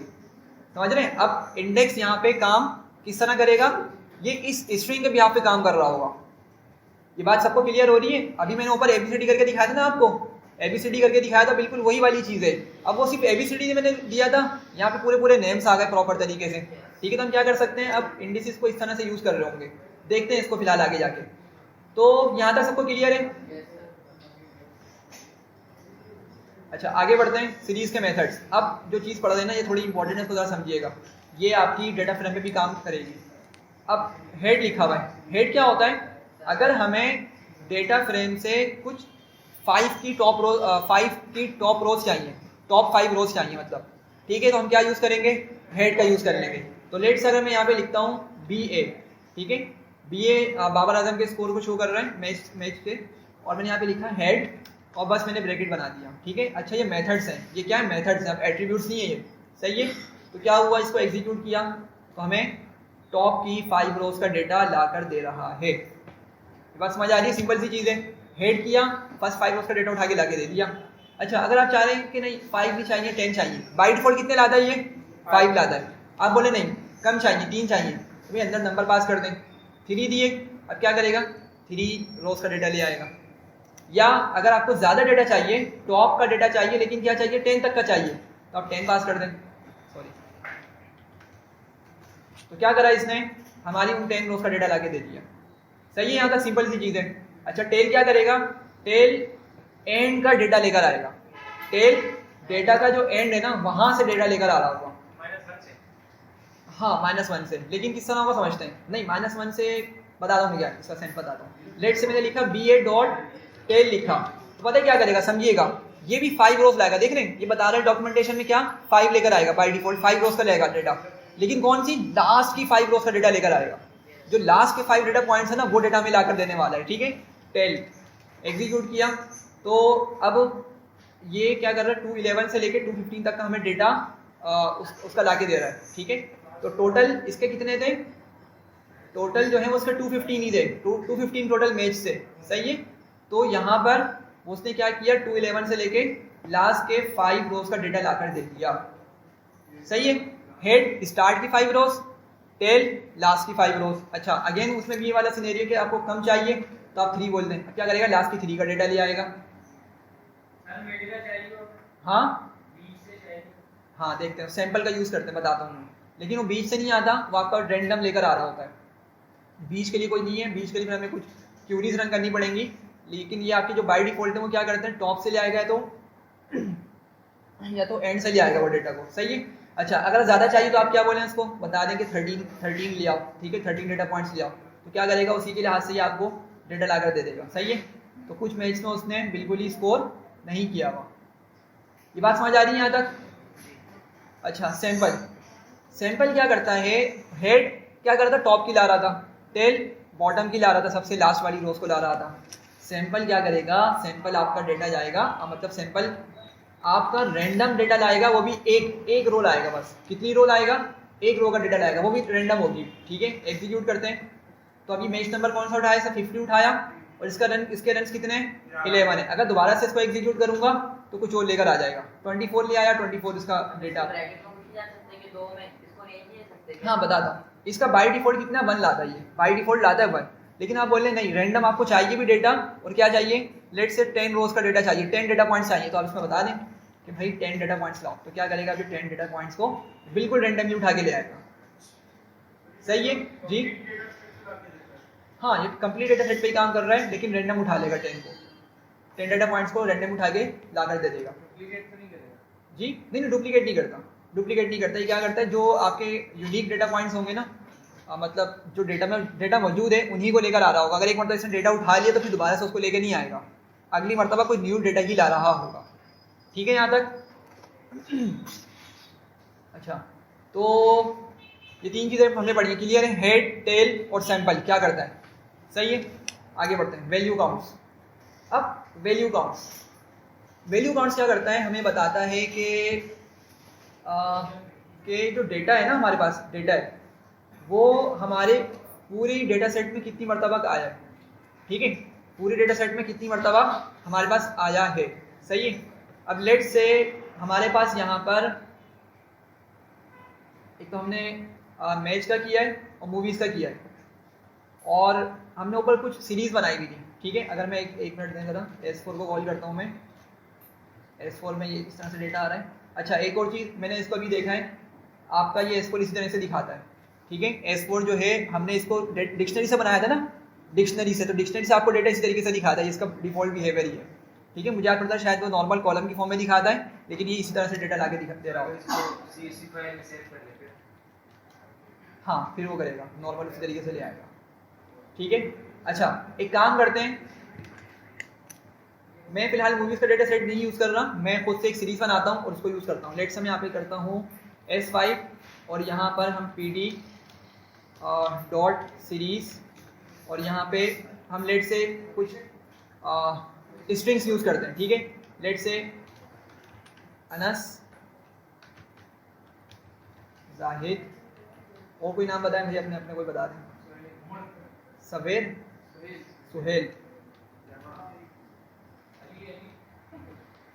अली, उमर, मुरसलीम। चलें, एक तो डुप्लीकेट करनी वैल्यूज, ठीक है, और लेट से हम यहाँ से कुछ डेटा को दोबारा से लिख लेते हैं कि हमारे पास ये मल्टीपल टाइम्स आए, ठीक है। S5 को रन किया, अब क्या करते हैं देखें ज़रा, अगर S5 को रन करेंगे तो हमें ये कुछ डेटा देखने को मिल जाएगा, सही है, जो हमने नाम लिखे हुए हैं। लेकिन अगर मैं इसको बोलता हूँ S5 डॉट वैल्यू काउंट्स, ठीक है, मेथड है ये, वैल्यू काउंट्स क्या है, मेथड है, तो ब्रैकेट बनाने पड़ेंगे। अब जब मैं इसको एग्जीक्यूट करूँगा तो हमें ये बताएगा कि भाई हमारी उस कॉलम में कोई डेटा कितनी मरतबा आया है, ठीक है। तो ये वो नंबर्स हैं, ये वो डेटा पॉइंट्स हैं जो 2 टाइम्स रिपीट हुआ है, सही है, और बाकी क्या है, सिंगल टाइम आया है। ये बात क्लियर हो रही है, सही है। तो क्या कर रहा है इसने, वैल्यूज़ पे काउंट लगाया, वैल्यूज़ पर काउंट लगाया। ये क्या है, मेरी अली, सुहेल, उमर, अनस, जाहिद, सारी वैल्यूज़ हैं, डेटा है मेरा, और उसने उस पर काउंट लगाया, उनको काउंट कर लिया, सही है। तो इस चीज़ का नाम क्या है, वैल्यू काउंट्स है। ये बात समझ आ रही है, वैल्यू काउंट्स। तो क्या करेगा, अगर आपने लेट्स हम काम करेंगे अभी आगे जाके एक डेटा सेट पे काम करेंगे, वो मूवीज़ का ही एक्चुअली, लेकिन वो मैसी डेटा है, उसको हमें क्लीन करना है। तो हम देखेंगे वहाँ पे जाके, हमें लेट से डायरेक्टर देखने कि यार कितने डायरेक्टर्स हैं हमारे पास टोटल, ठीक है, वो बड़ा डेटा फ्रेम है। तो हम उसमें देखेंगे कि उसमें कितने डायरेक्टर्स हैं जिन्होंने उन मूवीज़ को बनाने में, मतलब उन मूवीज़ को बनाया है, ठीक है। तो हम क्या करना चाह रहे हैं, लेट से हो सकता है कि हमारे पास 1500 रोज़ के करीब डेटा है, 1500-1600 इसमें रोज़ हैं। तो अब मैनुअली तो नहीं काउंट करेंगे उसको, तो हम क्या करेंगे, उसको वैल्यू काउंट्स की मदद से आइडेंटिफाई कर सकते हैं कि यार किस डायरेक्टर ने कितनी मूवीज़ बनाई हैं, ठीक है। जो बनाई होंगी मूवीज़ तो उसका डेटा बार बार आया होगा ना। लेट से एक डायरेक्टर ए ने बनाई 1 मूवी बनाई, एक डायरेक्टर ए ने ही एक C मूवी बनाई, ठीक है, डिफरेंट मूवीज़ बनाई, तो डायरेक्टर का नाम तो सेम आ रहा होगा बार बार, सही है। तो हम क्या कर रहे होंगे, हम डायरेक्टर को एक तरीके से काउंट करवाने के यार कि पूरे डेटा फ्रेम में डायरेक्टर कितनी मरतबा आया है। या लेट से मूवीज़ हैं तो मूवीज़ की डेटा टाइप नहीं, मूवीज़ की टाइप क्या है, एक्शन है या ड्राउनी मूवी है या जो भी है, ठीक है, जो भी होगा हम क्या कर सकते हैं, उसको शायद जॉनरा बोलते हैं, ठीक है, GENRE उसकी स्पेलिंग होती है, और उसको प्रोनाउंस करते हैं जॉनरा करके। अगर किसी ने जेनरे बोलना हो तो कुछ भी बोलना है, मर्जी है, जनरी, खैर तो उसमें क्या है, हम उसको भी काउंट करवा सकते हैं एक तरीके से। तो ये बात क्लियर हो रही है यहाँ तक, वैल्यू काउंट्स का यूज़ किस तरह से। अपने सीरीज में काउंट किया वैल्यू का डेटा फ्रेम होगी तो फिर हम उसको बताना पड़ेगा किस पे, लेकिन किस कॉलम पे काउंट करना है, फिर उस पे कॉलम पे काम करना पड़ेगा, बिल्कुल, फिर हमें कॉलम को बताना पड़ेगा, सही है। और अगर ऐसा नहीं करेंगे तो अगर इसको हम रोज़ पे भी चलाएंगे ना, तो फिर क्या करेगा, रोज़ को काउंट करके बता रहा होगा कि हमारी रोज़ जो है वो अगर एग्जैक्टली सेम हुई तो फिर बताएगा कि भाई ये रोज़ ना हमारे कॉलम में क्या है, 2 मरतबा मौजूद है, बात समझ रहे हैं? अगर लेट से 10 रोज हैं टोटल, लेकिन फर्स्ट वाली 7th रो और 9th रो एग्जैक्टली सेम आ गई है हमारे कॉलम के अंदर, तो फिर उसका काउंट क्या दिखाना चाहिए? इसको 3 दिखाना चाहिए, तो फिर ये उस तरह से 3 दिखा रहा होगा। उस केस में सिर्फ वेरिएबल लिखना होगा। हाँ, वेरिएबल का नाम लिखना होगा, मतलब वैल्यू काउंट्स हम लिखेंगे फोर्स, ठीक है, जब भी हमें काउंट करके बता रहा होगा। यहाँ तक क्लियर है भाई? अच्छा, अब जरा एक चीज देखें, सॉर्ट वैल्यूज क्या करता है? नाम से क्या बता रहा है? वैल्यूज को सॉर्ट करेगा। क्या करेगा? वैल्यूज को सॉर्ट करने वाला है ये, सही है। तो हम यहाँ पे क्या करते हैं, एक एरे बनाते हैं, सही है, एक एरे बना लेते हैं और उससे डेटा उठा लेंगे। लेट से हमने नंबर को तो इंपोर्ट किया हुआ है ऊपर, सही है, तो मैं लिखता हूँ np.random इंटीजर, और लेट से बोलते हैं 1 से डेटा लाओ 15 तक, और मुझे इसमें से 12 डेटा पॉइंट्स ला कर दे दो, ऐसे ही है ना? 1 से 15 तक जाओ और 12 डेटा पॉइंट्स मुझे इसमें से ला कर दो। तो सॉरी, एरे 1 का नाम दे देते हैं, एग्जीक्यूट किया, यहाँ पर एरे 1 मुझे लाके दे देगा ये, और इसने क्या किया, ये रैंडम वैल्यूज हमारे पास लाकर दे दी है, सही है। अच्छा, हम क्या करते हैं, हम इसको सीरीज बनाने की कोशिश करते हैं कि सीरीज बनता ही नहीं बनता, तो मैं क्या लिखूँगा, pd.series, और मैं इसको पास करता हूँ एरे 1, ठीक है। क्या किया इसने, हमारी एरे 1 को सीरीज में कन्वर्ट कर दिया है, सही है। और एक और चीज़, हम इसको सेव कर लेते हैं, रन टाइम पे दिखाया ना इसने, हम इसको लेट से S6 का नाम देके इसमें सेव कर लेते हैं, ठीक है। और एक और मरतबा ज़रा इसको प्रिंट करते हैं, S5, ठीक है। अच्छा, S6 है, सॉरी। तो क्या किया इसने, ये डेटा में लाके दे दिया, ठीक है। अच्छा, अब जरा समझते हैं सॉर्ट वैल्यूज़। क्या देख रहे थे हम? सॉर्ट वैल्यूज़ को देख रहे थे। अब ये रैंडम डेटा मौजूद है, ठीक है, कहीं छोटा फिर ऊपर जाके बड़ा हो गया, ठीक है, 7 3 1 फिर 6 फिर 14 सबसे बड़ा नंबर आ गया, एंड सो ऑन करते करते डिफरेंटली डेटा पॉइंट्स यहाँ पे आ रहे हैं। अब मुझे क्या करना है, इनको सॉर्ट करवाना है, तो क्या यूज़ करूँगा मैं, S6.sort वैल्यूज़, इंडेक्स भी हम देखते हैं नीचे जाके, सॉर्ट वैल्यूज़, क्या करो, सॉर्ट कर दो वैल्यूज़ को, सही है, ब्रैकेट बनाए। बाय डिफ़ॉल्ट क्या करता है, ये बाय डिफ़ॉल्ट असेंडिंग ऑर्डर में इनको सॉर्ट करता है, सही है। एग्जीक्यूट करते हैं एक मरतबा, तो क्या किया इसने, बाय डिफ़ॉल्ट असेंडिंग ऑर्डर उठाया और इनको सॉर्ट करवा दिया। ये बात सर, ये S6 को अगर हम प्रिंट कराएंगे तो ये वैल्यूज इसकी चेंज होगी है? देखें, अभी जो है ना ये टेम्पोररी चेंज हुआ है ना, इसने रन टाइम में दिखा दिया हमें इसका आउटपुट, रन टाइम पे इसका आउटपुट दिखाया, मतलब ये अभी उसने परमानेंट जाके उसमें चेंज नहीं करवाया। यहाँ पर इंडेक्सेस नजर आ रही है साथ में। हाँ, ठीक है। और एक और चीज़ आपने देखा यहाँ पे कि यहाँ पे इंडिसेस क्या हो गई हैं, अब मतलब मिक्स हो गई हैं। हमने इंडेक्स वाइज से इसको सॉर्ट नहीं किया ना, हमने बोला वैल्यूज़ के हिसाब से सॉर्ट करो, तो इसने क्या किया, वैल्यूज़ पे गया और उसको असेंडिंग ऑर्डर में अरेंज करवा दिया। लेकिन ये बात याद रखिएगा, ये जो इंडिसेस है ना, जब एक असाइन होगा एक मरतबा, तो फिर वो समझ लें डेटा के साथ चिपकी रहती है, मतलब वो कांस्टेंट रहती हैं, ये चेंज नहीं होती, ठीक है। ये क्या रहने वाली है, अब लेट से अगर 10 नंबर पे क्या मिल रहा है, इसको 9 मिल रहा है, तो यहाँ पे भी क्या होगा, 9 वाली वैल्यू को 10 ही मिल रहा होगा। अच्छा, यहाँ पे 9 2 मरतबा आया हुआ, एक मरतबा 6 पे भी आया हुआ कहीं, हाँ ये देखें 6 पे भी आया हुआ है 9 और 10 पे भी आया हुआ है। तो क्या है, ये जो इनके पास इंडेक्स इसको मिले हुए हैं ना, वो सेम रहने वाले हैं यहाँ पे, ठीक है। इसको पढ़ते हैं ज़रा, हम इसको देखते हैं डिटेल के अंदर कि जो बाहर दिख रहे हैं ना इंडिसेस दिख रहे हैं, इसके पीछे क्या कॉन्सेप्ट है, ठीक है। इसको पढ़ते हैं डिटेल में। सर अगर इसे इंडिसेस को हटा दे, जैसे हट सकते हैं, क्या चीज़, मतलब इंडिसेस हटा दे बिल्कुल यार, फिर उसके लिए हमें लिखना पड़ता है इंडेक्स फॉल्स लिखना पड़ता है। इंडेक्स हमने ऊपर यूज़ करते हैं, कमांड यूज़ की थी डॉट कॉमा करके, इंडेक्स इक्वल्स टू करके हमने लिस्ट पास की थी, या हमने कॉलम का नाम लिख दिया था, वहाँ पे शायद अगर हम फॉल्स लिखेंगे ना तो फिर ये हट जाएंगे, ये हट जाएंगे। लेकिन हटाने का फ़ायदा नहीं है, अगर हटा दिया ना तो फिर हमारे लिए डेटा को एनालाइज करना मुश्किल हो जाएगा, देखेंगे उसको, सही है। यहाँ तक बताएं, जल्दी से सॉर्ट वैल्यू समझ आ गई। अच्छा, अगर मुझे इसको जी बोले, असेंडिंग में करता है बाय डिफॉल्ट, ठीक है, हाँ बाय डिफॉल्ट इसने असेंडिंग में किया। अच्छा, अब हम एक काम करने लगे, मैं बोलता हूँ इसको डिसेंडिंग में करवाना है, S6 को आप दोबारा से असाइन करते हैं वैल्यू, तो फिर इंडेक्सेस फिर बिल्कुल फिर वो आपका ना परमानेंट हो जाएगा चेंज, फिर आपका ये वाला डेटा क्या होगा, ये वाला डेटा उठ के जाएगा और आपके A6 में जाके सेव हो जाएगा। इंडेक्सेस नहीं आ जाएगी, इंडेक्सेस सॉरी क्या, इंडेक्सेस में ही आ जाएंगी। हाँ इंडिसेस यही होंगी ना फिर आपकी, यही वाली आ जाएंगी उसमें इंडिसेस। मतलब देखें अभी सोल्ड होने के बाद डेटा में इस तरह से दिख रहा है ना। करके देखें सर एक बार। अच्छा मैं करता हूँ, एक चीज़ पहले बता दूँ, पहले इसको हम डिसेंडिंग में अरेंज करते हैं, डिसेंडिंग में इसको सॉर्ट करवाना है। हाँ इंडेक्स में ही इंडेक्स इंडेक्स क्या है, वही ऐसे जो पहले था, किस सेंस में? वही कह रहे हैं कि इंडेक्स नहीं चेंज हुए, वैल्यू सॉर्ट हुए। नहीं असल में देखें मैं बोलना चाह रहा हूँ सॉर्टिंग हुई है ना, पहले चले मुझे बताएं, जीरो पे क्या था 7, सबसे टॉप पे जीरो मौजूद था ना, मैं इस लिहाज से बोलना चाह रहा हूँ। मतलब मैं ये नहीं बोल रहा कि जीरो चेंज हो जाएगा, समझे बात को। जीरो पे 7 था ना, तो देखें आपका अभी भी क्या है 0 पर 7 ही मौजूद है, सही है। लेकिन क्या होगा, ये आपकी रो शिफ्टिंग हो गई है। अगर आप इसको रो कंसिडर करें तो क्या होगा, ये असेंडिंग ऑर्डर में जो नंबर्स हमने अरेंज किए हैं उसके हिसाब से क्या किया उसने, इंडेक्स को भी साथ साथ रखा है, सही है। मतलब मैं कहना चाह रहा हूँ 1 है ना, तो 1 को इसने 0 असाइन नहीं किया हुआ, यहाँ पे इस वाले 1 को इसने 1 असाइन नहीं किया हुआ, इस 3 को 2 असाइन नहीं किया हुआ। क्या कर रहा है, इंडिसेस जो उसको मिल गई थी ना पहले ही, उसी को साथ लेकर आ रहा है। ये मेरी बात समझ रहे हैं? अगर मेरे बोलने में कोई कन्फ्यूजन हो गई तो उसको क्लियर कर लें कि यहाँ पर इसको जो चीज़ असाइन हो गई है ना, अब ये कांस्टेंट रहने वाली है।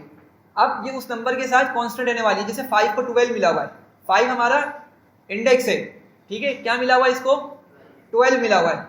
तो यहाँ पर भी अगर हम 12 देखें तो 12 के साथ क्या इंडेक्स देखने को मिल रहा है, 5 भी देखने को मिल रहा है, सही है। अच्छा तो हम देख रहे थे कि डिसेंडिंग में इसको सॉर्ट करवाना है, तो मैं क्या करूँगा यहाँ पे, मैं यहाँ पे लिखूंगा असेंडिंग इक्वल्स टू फॉल्स कर दूंगा। डिसेंडिंग में किस तरह से होगा, ये असेंडिंग फॉल्स करना पड़ेगा। तो अब क्या करेगा ये, अब अपोजिट रिवर्स डायरेक्शन में, रिवर्स ऑर्डर में हमारी वैल्यूज को सॉर्ट कर देगा, सही है। यहाँ तक सिंपल सी चीज़ थी यहाँ, ठीक है। अच्छा अब देखते हैं, अभी ये जो चेंज हैं ये टेम्पोरेरी हैं, परमानेंट नहीं हुए हुए। तो परमानेंट करने के दो तरीके हैं, परमानेंट करने के दो तरीके हैं। पहला तरीका क्या है कि हम इन प्लेस का यूज़ कर लें। क्या करें, इन प्लेस का यूज़ कर लें। देखें अगर मैं इन ब्रैकेट्स में आऊँ तो यहाँ पे हमें एक एट्रीब्यूट आर्गुमेंट देखने को मिलता है, क्या है वो, इन प्लेस, सही है। इन प्लेस इक्वल्स टू अगर मैंने ट्रू कर दिया तो क्या होगा, अब वो मेरे S6 में जाके परमानेंट चेंज करवा देगा ये वाले। ये बात समझे जल्दी से सारे, कि सॉर्ट हमने किया था, बस हमने देख लिया डेटा इस तरह से दिखेगा।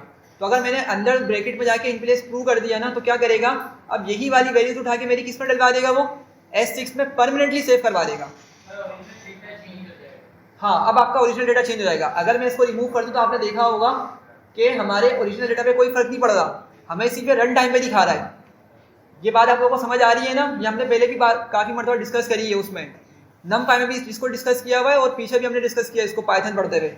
अगर आपको रन टाइम पे कोई आपको चेंज दिखा दे, उसका आउटपुट दिखा दे, तो वो टेम्पोरेरी चेंज हो रहा है। अगर आपको परमानेंट चेंज करवाना है, एक मतलब आपने डेटा को देखा, अच्छा भाई सॉर्ट करने के बाद डेटा इस तरह से दिखेगा, आपने क्या किया, इसको परमानेंट करवाना है। अब दो तरीके हो सकते हैं, या तो इन प्लेस का यूज़ करें या तो क्या करें, ओवरराइड करवा दें, ठीक है। लेट से हम यहाँ पे ना एक काम करते हैं, S6 हमारे पास है ना, कहाँ बनाया था हमने S6 को, ये बनाया था S6 को। यहाँ पर हम एक और एरे जनरेट करवा लेते हैं, ठीक है। मैं यहाँ बोलता हूँ एरे टू और क्या करो, रैंडम इंटीजर ही लाओ, 1 से लेके 10 तक के नंबर्स लाओ, लेकिन कितने लाओ, 20 नंबर्स लाओ। सॉरी सही है, मैंने क्या किया, एरे 2 के अंदर 1 से 10 तक के नंबर्स जनरेट करवाए, लेकिन कितने मांग रहा हूँ उससे नंबर में, 20 मांग रहा हूँ। ये काम करेगा ना भाई, एग्जीक्यूट किया और मैं यहाँ पे इसके साथ S7 भी बना लेता हूँ। S7 इक्वल्स टू क्या लिखूंगा, PD डॉट सीरीज और मैं इसमें एरे 2 पास कर दूंगा, सही है। अब हम आते हैं, हम पहले तो देखते हैं, मैं इसमें इन प्लेस ट्रू करने वाला हूँ। तो आप लोग बताएं असेंडिंग ऑर्डर वाले को मैं इन प्लेस ट्रू करूँ या डिसेंडिंग वाले को, दोनों में चलेगा, वैसे तो दोनों में चलेगा, लेकिन आप लोगों को किस में देखना है, असेंडिंग वाले में। चलें, मैं आया यहाँ पे, इन प्लेस मैंने कर दिया इसका ट्रू, ठीक है। अब जब मैं एग्जीक्यूट करूँगा ना, समझिएगा, जब भी हमारी परमानेंट चेंज हो रहे होते हैं ना, तो हमें फिर उसका आउटपुट नहीं मिलता। आउटपुट हमें मतलब रन टाइम पे नहीं दिख रहा होता, वैसे हम चाहें तो बाद में निकाल सकते हैं। तो जब मैं इसको एग्जीक्यूट करूँगा तो क्या हुआ उसने, अब देखें इस वाली लाइन का हमें आउटपुट नहीं दिखाया। इसका मतलब क्या है कि उसने हमारी परमानेंट चेंज कर दी डेटा में जाके, सही है। तो अब की मरतबा अगर मैं नीचे आके S6 को प्रिंट करूँगा तो वो असेंडिंग ऑर्डर के हिसाब से हमारा डेटा दिखा रहा है। ये बात क्लियर हो रही है? तो इन प्लेस मेथड से हमने क्या किया, अपने डेटा को परमानेंटली स्टोर करवा दिया उसी वेरिएबल के अंदर। सही है। अच्छा, दूसरा तरीका क्या हो सकता है, हम S7 का यूज़ करते हैं। S7 को पहले तो देखते हैं कि किस तरह से दिख रहा है। S7 में भी कुछ ये रैंडम डेटा मौजूद है। सही है। ये 20 रोज का 20 डेटा पॉइंट्स हैं और ये डेटा इसमें मौजूद है। अच्छा, मैं बोलता हूँ S7 co dot sort values और मैं इसको करता हूँ डिसेंडिंग में। असेंडिंग फॉल्स किया तो क्या हो गया, डिसेंडिंग ऑर्डर में अरेंज हो गया। ये सही है यहाँ तक? अच्छा, ये टेम्पोररी चेंज है। मैं क्या कर सकता हूँ, अगेन मैं इसको चाहूँ तो कॉमा लगा के क्या करूँगा, इन प्लेस लिख दूंगा, inplace equal to true करूँगा तो ये S7 में जाके परमानेंट चेंज कर देगा। अदरवाइज अगर इन प्लेस का यूज़ नहीं करना तो हम आएंगे इधर पीछे लिखेंगे S7 इक्वल्स टू, तो ये क्या करेगा, अब मेरा ओवरराइड वाले तरीके से उसमें S7 में मेरी वाली वैल्यूज को दोबारा से असाइन करवा देगा। ठीक है, तो पुराना डेटा लॉस हो जाएगा और न्यू डेटा ये जो अभी देखने को मिल रहा है ये डेटा जाके क्या हो जाएगा हमारे पास उसमें सेव हो जाएगा। डेटा तो एक्चुअली वही मौजूद है लेकिन क्या हो गई, सीक्वेंस वगैरह थोड़ी बहुत चेंज हो गई है, तो इसी हिसाब से डेटा जाके 7 में सेव हो जाएगा। सर दोबारा प्रिंट करें इसको। पहले हमने इसको एग्जीक्यूट कर दिया, अब दोबारा से S7 को प्रिंट करते हैं तो क्या हुआ, हमारे पास उसी तरह से डेटा देखने को मिल रहा है। लेकिन सर इंडेक्सेस सेम रहेगा। इंडेक्सेस चेंज कुछ भी चेंज नहीं हो। इंडेक्सेस सॉर्ट हो गया, बाकी इंडेक्सेस चेंज नहीं हुए। बिल्कुल, मैं ये बताना चाह रहा हूँ कि ऊपर वाले S7 में आपको जो नंबर असाइन हुए हैं ना, मतलब जो नंबर्स को जो इंडेक्स असाइन हुए हैं वो आपके सेम रहेंगे, वो चेंज नहीं करेगा। ये सिर्फ वैल्यूज के बिहाफ पे डेटा को सॉर्ट कर रहा है, ये बात समझें। हाँ, बस ये डेटा को डेटा के बिहाफ पे, वैल्यूज के बिहाफ पे डेटा को सॉर्ट कर रहा है। जो उसको इंडेक्स मिला हुआ है ना ओरिजिनल वाली आपकी सीरीज के अंदर, वही उसके साथ सेम रहने वाला है। ये बात समझ आ रही है सबको? जी एनएस बोलें, क्या बोलें? सॉरी, मेथड का नाम भी सॉर्ट वैल्यूज है। हाँ, मेथड का नाम भी क्या है, सॉर्ट वैल्यूज है। क्या बोल रहे हैं एनएस? आपने बोला कि 0 इंडेक्स पे जैसे 7 है S6 में, लेकिन यहाँ पे तो दूसरे इंडेक्स पे आ रहा है 7। कहाँ पर? S6 में तो वही था, S6 में 0 इंडेक्स पे था ना, अब 6 इंडेक्स पे आ रहा है। हाँ सर, ये एक चीज़ है S6 की देखिएगा। S6 में कहाँ पर बताएं? 7 जो था वो 0 इंडेक्स पे था, अब यहाँ पे 6 इंडेक्स शो कर रहा है। ये वाली चीज़। अच्छा, हम देख लेते हैं, हमने ऊपर S6 को प्रिंट किया था ना, ये रहा। S6 में 7 जो है 0 इंडेक्स पे था। वो 0 इंडेक्स पे, और 6 पे क्या है, 9 है। सही है। अच्छा, हमने क्या किया, हमने इसको पहले कहाँ पे देख रहे थे, हम इसको इधर देख रहे थे, 6 पे 7 देखने को मिल रहा है और 0 पे 13 दिखा रहा है। अच्छा, ऊपर क्या था, 0 पे 13 था, 0 पे 7 था। नहीं, रैंडम नहीं है तो क्या। अच्छा ना, देखें देखें, अच्छा समझे, मैं समझ गया मसला क्या है। देखें असल में, देखें यहाँ आज समझें, मैंने यहाँ पर ये लाइन लिखी दोबारा एरे 2 वाली, तो हुआ क्या, मेरे पास ना उसने इस लाइन को दोबारा से जनरेट कर दिया, पुराना डेटा खत्म और न्यू डेटा वो रैंडम उठा के ले आया। ये मसला आया असल में। सही है, मतलब वो काम तो उसी तरीके से करे जो हमने समझा है, मतलब जो हमने समझा है ना। दो दफा चल हाँ, असल में ये पहली वाली वैल्यूज को हमने प्रिंट करवाया हुआ था, लेकिन जब मैंने आके एरे 2 यहाँ पे लिखा ना, तो एरे 2 की वजह से पहली वाली लाइन भी दोबारा चली है आपकी, तो उसमें न्यू वैल्यूज आके गिर गई, उसमें सारी न्यू वैल्यूज आ गई। सही है, तो उसी की वजह से कंफ्यूजन हो रही है। अगर आप बोलेंगे दोबारा से इसको डिस्कस कर लेते हैं। नहीं होगा। ठीक है सर, जी। एक चीज और, अगर हम ये सॉर्ट तो वैल्यूज पे था, सॉर्ट इंडेक्स पे करवाना हो तो क्या करें? हाँ, आते हैं, उस पर आते हैं, सॉर्ट इंडेक्स पे। सेल, हाँ बिल्कुल, वो सेल चला दिया मैंने, तो इस वजह से आपको ये देखने को मिल रहा है। तो अगर मैं S6 अभी चलाऊंगा अभी, तो फिर आपको क्या दिखाएगा, वो इसी भी मसला कर रहा है ना। देखिए, इसको दोबारा से एग्जीक्यूट कर लेते हैं, तो अब क्या जा रहा है, ये 6 पर ही 7 ला रहा है। ठीक है, और 0 पे 13 ला रहा है, मतलब ये न्यू वाले डेटा के हिसाब से ला रहा है। ठीक है, और ओरिजिनल डेटा भी क्या होगा, ओरिजिनल डेटा के अंदर भी हमारे पास 13 0 इंडेक्स पर ही होगा। सही है। अच्छा, अब इंडेक्स वाइज सॉर्ट अगर हमें करना है, ठीक है, इंडेक्स वाइज अगर हमें सॉर्ट करना है तो क्या करेंगे हम, क्या था हमारे पास, S7 लेके चल रहे थे, S7 डॉट सॉर्ट इंडेक्स किया।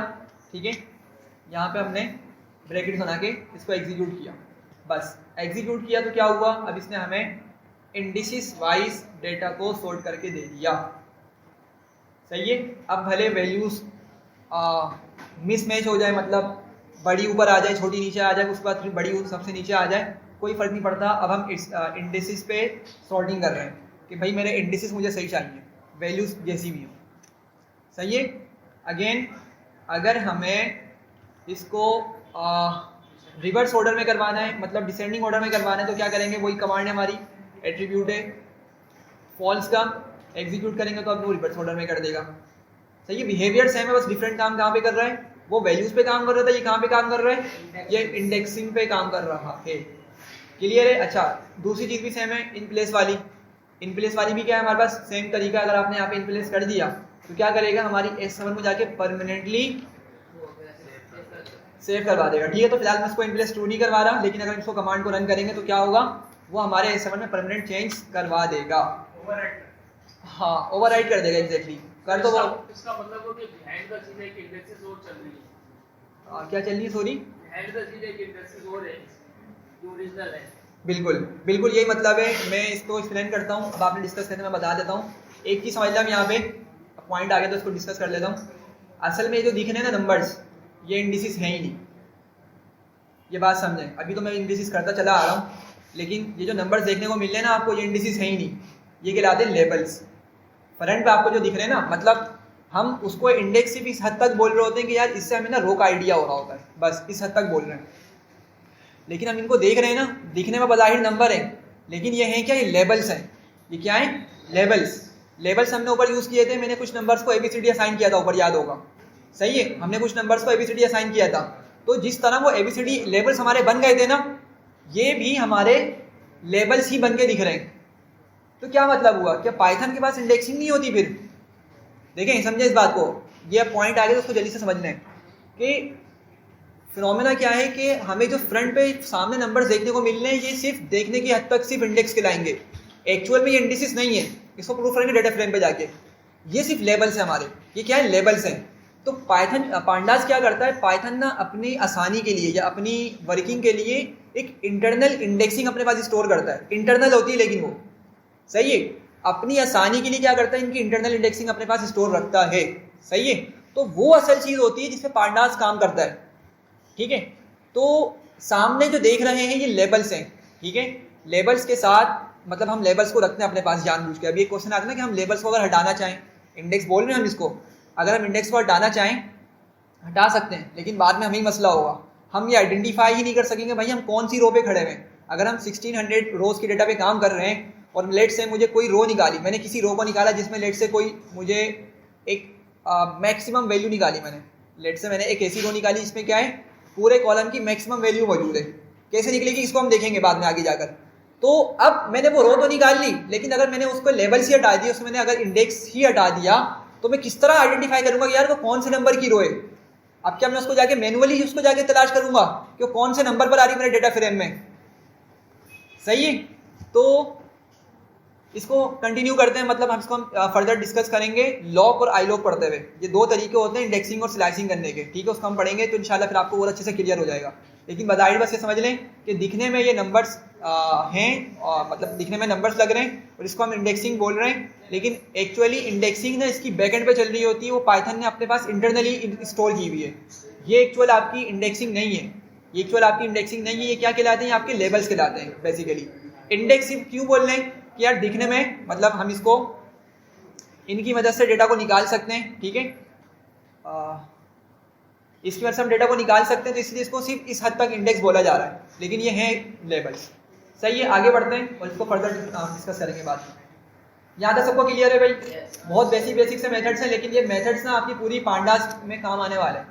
सही है, तो इसलिए इसको पहली क्लास में सारी डिस्कस कर रहे हैं। अच्छा, काउंट आ गया। काउंट क्या करेगा काउंट भाई? वैल्यूज को काउंट करें। टोटल कितनी वैल्यूज है बता दें। काउंट करके ला देगा। तो अगर हम लिखते हैं यहाँ पर लेट से हमने अभी क्या बनाया था, S7 में क्या था, नहीं S7 नहीं S5, अभी जिसमें मैंने नाम सेव करवाए थे, सॉरी S5 थी ना हमारी, हाँ S5 आ गई। ठीक है, S5 पे अगर मैं डॉट काउंट चलाऊँ, ठीक है, मेथड है, तो क्या दिखा रहा है ये आपको 9 दिखा रहा है। मतलब आपको ये पूरा डेटा काउंट करके बता रहा है कि पूरा डेटा कितना मौजूद है। सही है, काउंट करके बता रहा है जी, हाँ लेंथ बता रहा है एक तरीके से। साइज और काउंट दोनों एक ही काम करते हैं। साइज और काउंट, हाँ साइज एट्रीब्यूट है, काउंट क्या आपका काउंट मेथड है। सही है। अच्छा सम करते हैं, सम किसका होगा भाई? आपका सारी वैल्यूज सारी वैल्यू कम हो जाएगा। तो लेट से हम पहले तो S1 को प्रिंट करते हैं। S1 में, अच्छा S1 में ये मौजूद है। S2 में क्या था हमारे पास? ये कुछ नंबर्स हैं। तो अगर मैं इस पर सम का मेथड चलाऊंगा तो डॉट सम करूंगा, मुझे क्या मिल जाएंगी? उसकी समीशन वाली वैल्यूज मिल जाएंगी टोटल। सही है।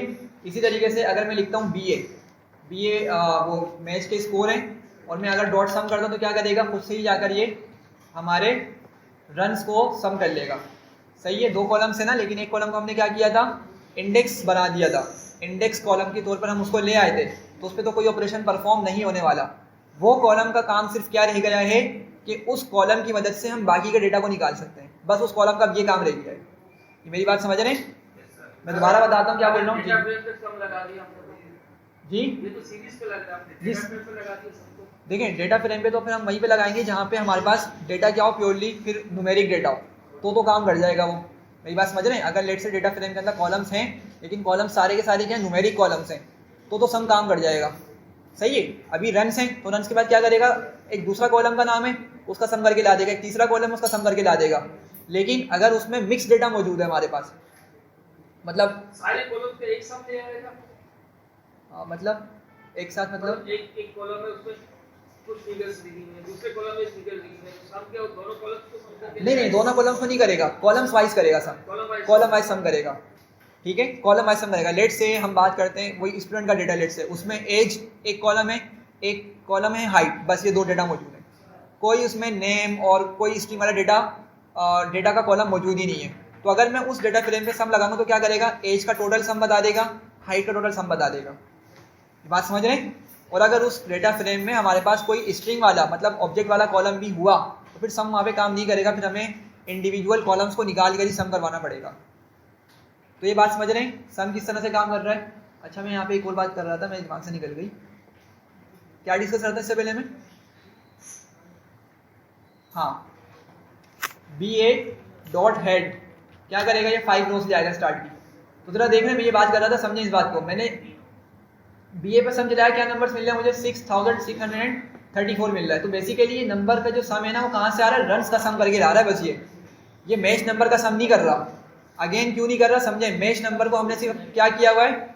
इंडेक्स कॉलम के तौर पे यूज़ किया है। क्यों किया है? ताकि अगर मैं कल को जाके किसी रो का डेटा निकालना चाहूँ, लेट्स मैंने कहा 5 वाली इंडेक्स पे जाओ, मतलब यहाँ पर आओ और क्या करो? उसकी मदद से रन्स को लाके दो। तो बस इस वाले कॉलम का ये काम रह गया है। इस पर हम कोई भी ऑपरेशन परफॉर्म नहीं करवा सकते इंडेक्सिंग के अलावा यूज़ करने के, मतलब इंडेक्सिंग के तौर पे यूज़ कर सकते हैं इस कॉलम को, इसके अलावा इसमें कहीं भी यूज़ नहीं कर सकते। सर अगर इंडेक्स नहीं बनाया होता, ये दो कॉलम होते दोनों में, फिर वो डेटा फ्रेम आपका कंसिडर होगा। फिर क्या करता? अगर वो उस तरह से हमने किया होता, फिर आपको मैच नंबर का भी सम लाके दिखा रहा होता और रन्स का भी सम लाकर दिखा रहा होता। ये बात समझ रहे हैं? अच्छा, प्रोडक्ट। अच्छा, प्रोडक्ट के अंदर आपको नाम से लग रहा है, क्या पता क्या करेगा? ये हमारी पूरी वैल्यूज़ को मल्टीप्लाई करवा देगा। तो मैं लिखता हूँ अगेन वही बी ए डॉट प्रोडक्ट लिख देता हूँ, मल्टीप्लाई करते हैं। तो क्या देखने को मिल रहा है भाई? 0 देखने को मिल रहा है। ठीक है, क्या देखने को मिल रहा है? 0। अब ऐसा क्यों हो रहा है? इसकी इतनी बड़ी फिगर होगी सर, इंटीजर 64 में भी नहीं आएगा। बेसिकली ना, सॉरी सर इतनी बड़ी फिगर होगी कि इंटीजर 64 में भी नहीं आएगा। हम S2 पे करेंगे, S2 पे छोटा पे करेंगे। चले S2 पे ट्राई करते हैं। S2 पे ये नंबर्स आ रहे हैं। ठीक है, अच्छा इसी तरीके से हमने S7 भी बनाई थी, 2 S6 और S7 बनाई थी। अगर लेट से S7 पे ट्राई करें तो भी ये नंबर ला रहा है। ठीक है, सर वो फिगर ही अगर 215 की 215 को विक्टोरिया निकाले तो बहुत बड़ी फिगर हो जाती है। अच्छा देखें, 64 में नहीं, बीच में zero भी था। जीरो है ना, जीरो अच्छा चलें, अगर आप लोग बोल रहे हैं 0 मौजूद है तो मैं एक काम करता हूँ, मैं यहाँ पर ना हमारे पास एक मीन का होता है, मीन एक मेथड है हमारा।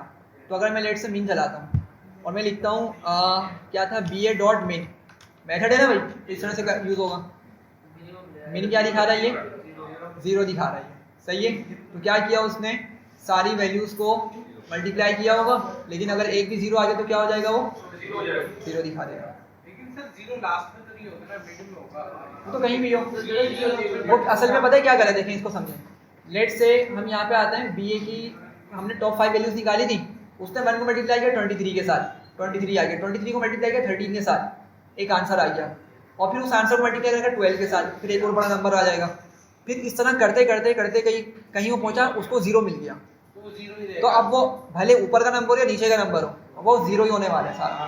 ठीक है, तो ये वजह है इसकी। हाँ, ये इसकी वजह है कि हमें क्या दिखा रहा है इसमें, इसके प्रोडक्ट में 0 दिखा रहा था। ठीक है, दोबारा से देखते हैं, तो बी ए डॉट प्रोडक्ट,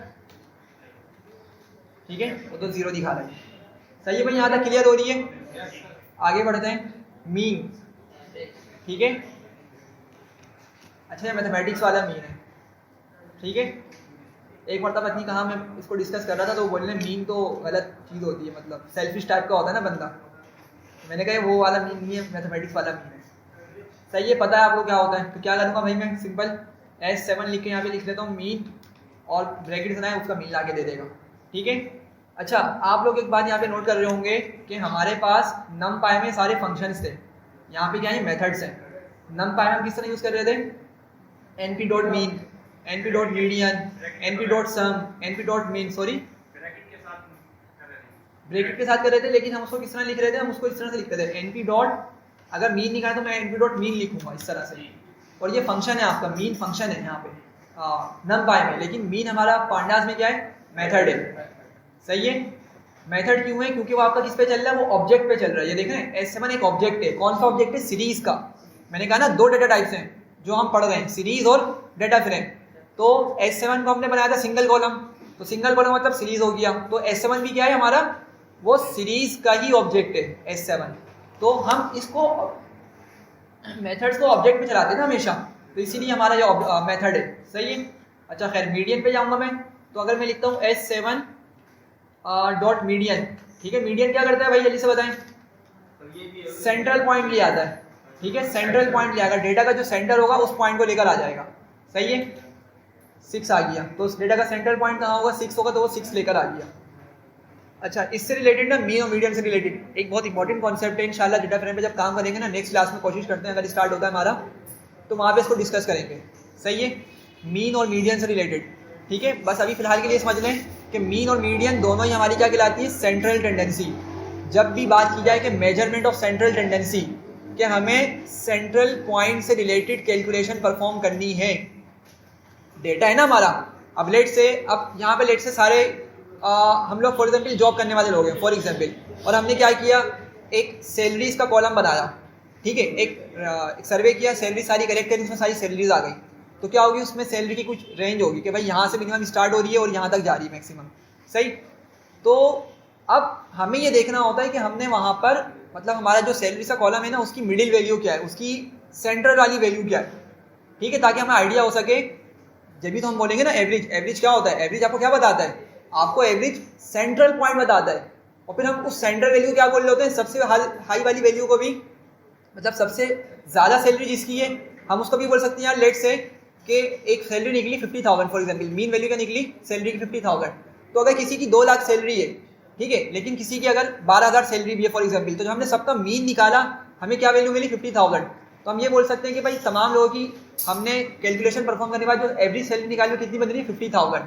तो मतलब हम ये कंसिडर कर रहे होते हैं कि यार सबसे मिनिमम वाले की भी क्या है 50,000, और सबसे हाईएस्ट वाले की भी क्या है 50,000। भाई ऐसे ही होता है ना कि एवरेज का किस तरह से यूज़ कर रहे होते हैं हम यही बोल रहे थे यार एवरेज इतना नंबर है, तो सैलरीज के हिसाब से देख लें, या जैसे लेट से आप लोगों की मैंने एज कलेक्ट करी, ठीक है, अब छोटे से छोटे यहाँ पे स्टूडेंट्स भी हैं, बड़े से बड़े भी हैं, तो क्या होगा, मैंने एक सेंट्रल पॉइंट निकाल लिया मीन की मदद से, और लेट से पॉइंट निकला 22 ईयर्स फॉर एग्जाम्पल, वो एज क्या निकली 22 पॉइंट समथिंग वैल्यू निकल कर आ गई, तो मैं क्या बोलूँगा, यहाँ पे जो लोग हैं उनकी एवरेज एज 22 है, हालांकि सबकी 22 नहीं है, इससे छोटे भी हैं, इससे बड़े भी हैं, लेकिन हम क्या कर रहे होते हैं, एवरेज का यूज़ करके एक पॉपुलेशन को अप्लाई कर रहे होते हैं। आप लोग क्या है, पॉपुलेशन है, ठीक है। तो बाद में ये कर रहा था कि सेंट्रल टेंडेंसी बेसिकली हमारी मीन भी बताती है और मीडियन भी बताती है, सेंट्रल पॉइंट, डेटा का सेंटर कहाँ पर है, ठीक है। लेकिन बात ये होती है कि हमारे पास ना, हमें ये डिसाइड करना होता है कि हम मीन निकालेंगे डेटा का या मीडियन निकालेंगे। ये किस बिहाफ पे डिसाइड करते हैं, इंशाल्लाह इसको डेटा फ्रेम जब पढ़ रहे होंगे, डेटा क्लीनिंग वाला पार्ट, उसी टाइम में इसको डिस्कस करेंगे। फिलहाल के लिए समझें कि 2 चीज़ें क्या कहलाती हैं, हमारी सेंट्रल टेंडेंसी का पार्ट है, ठीक है, आगे बढ़ते हैं। मोड आ गया। मोड क्या होता है? Most repeating value. ठीक है, तो लेट से हम यहाँ पे लिख लेते हैं S7 डॉट मोड। अच्छा, एक और यहाँ पे अच्छी बात ये कि हमने, आपको याद होगा, मोड निकालने के लिए उधर कहाँ पर नमपाई में काफ़ी ज़्यादा लाइंस लिखी थी, 4 से 5 लाइंस लिखी थी अगर याद हो। np डॉट यूनिक का यूज़ किया था और वहाँ पे वैल्यूज काउंट को रिटर्न करवाया था। ठीक है, इंडेक्सिंग करी थी, मतलब एक थोड़ा सा लंबा मेथड था। np डॉट मोड करके वहाँ पे कोई मेथड मौजूद, फंक्शन मौजूद नहीं है नमपाई के अंदर, मोड नहीं निकाल सकते हम। लेकिन यहाँ पे हमें क्या है, मोड निकालने का इजीली तरीका मौजूद है। तो हमने क्या किया, S7 को मोड निकाला तो क्या निकल के आया, 6 और 9। अब ये 2 मोड बता रहे हैं, सही है, मतलब यहाँ पे दोनों वैल्यूज क्या हैं, ये हमारी ये सेम टाइम्स आई होंगी लाजमी। अगर एक बार हम इस डेटा को जल्दी से देख लें, S7 को, तो ज़रा देखें यहाँ पे 6 और क्या मिला था, 6 और 9 कितनी कितनी मरतबा, जल्दी से काउंट करें। 4 टाइम 9 है, सॉरी 4 टाइम 6 है, 4 टाइम 9 है सर। 4 टाइम 6 से और 4 टाइम 9 से। ठीक है, तो क्या किया इसने, वो दोनों ही हमें लाके दिखा दिए। सेम है ना, सेम मतलब सेम टाइम रिपीट हो रहे हैं। अच्छा, एक और काम अगर हम करते हैं, एक सेकंड, अगर मैं लिखता S7 डॉट, सॉरी चले यहाँ देखें, मैंने वैल्यू काउंट्स लगाया, वैल्यू काउंट्स क्या करता है, वैल्यू के बिहाफ पे जाके काउंट्स कर देता हमारे डेटा को। तो 9 को इसने कितनी मरतबा काउंट किया, 4, 6 को भी कितनी मरतबा काउंट किया, 4। तो ये दोनों नंबर्स 4 टाइम्स रिपीट हो रहे हैं, तो मोड क्या बन गया, इसीलिए 2 वैल्यूज मिल रही है हमारी। सही है, अगर ये सिंगल कोई वैल्यू होती, मतलब लेट से 6-3 होता आपका, ठीक है, तो फिर हमें सिर्फ एक ही नंबर देखने को मिलता है, वो 9 होता हमारा, या 22 वर्षा इसका। ये बात समझ रहे हैं? अगर एक से ज़्यादा मरतबा भी हमें कोई वैल्यू देखने को मिल रहा है और वो सेम टाइम्स रिपीट हो रही है, तो वो हमारी मोड बन के हमें देखने को मिल रही होती है। ये बात समझ रहे हैं यहाँ तक? अच्छा, बस लास्ट ये चीज़ें कंप्लीट करते हैं, 3 चीज़ें, फिर हम इसको एंड करते हैं। 6 सॉरी क्या, हाँ 3 मरतबा, 4 मरतबा, ये देखें सेम टाइम्स आए ना, सेम टाइम्स आए, और सबसे ज़्यादा भी है डेटा में, 4 मरतबा दोनों आए। ठीक है, और 4 जो काउंट है वो सबसे ज़्यादा है, तो मोड आपका यही बनेगा। लेकिन अब 2 वैल्यूज आ रही हैं इस काउंट पे, तो दोनों आपको मोड बना के लाके दे रहा है। अगर ज़्यादा वैल्यूज होती और भी लाता, अगर लेट से 3 वैल्यूज होती और तीनों वैल्यूज 4 मरतबा आ रही होती, तो तीनों निकाल कर ले आता। समझ रहे? अच्छा, स्टैंडर्ड डेविएशन, हाँ भाई क्या होती है स्टैंडर्ड डेविएशन, याद है हमने इसको पढ़ा था? हाँ भूल गए सारे जी? क्या होती है स्टैंडर्ड डेविएशन? बड़ा डिटेल में पढ़ा था यार इसको तो हमने।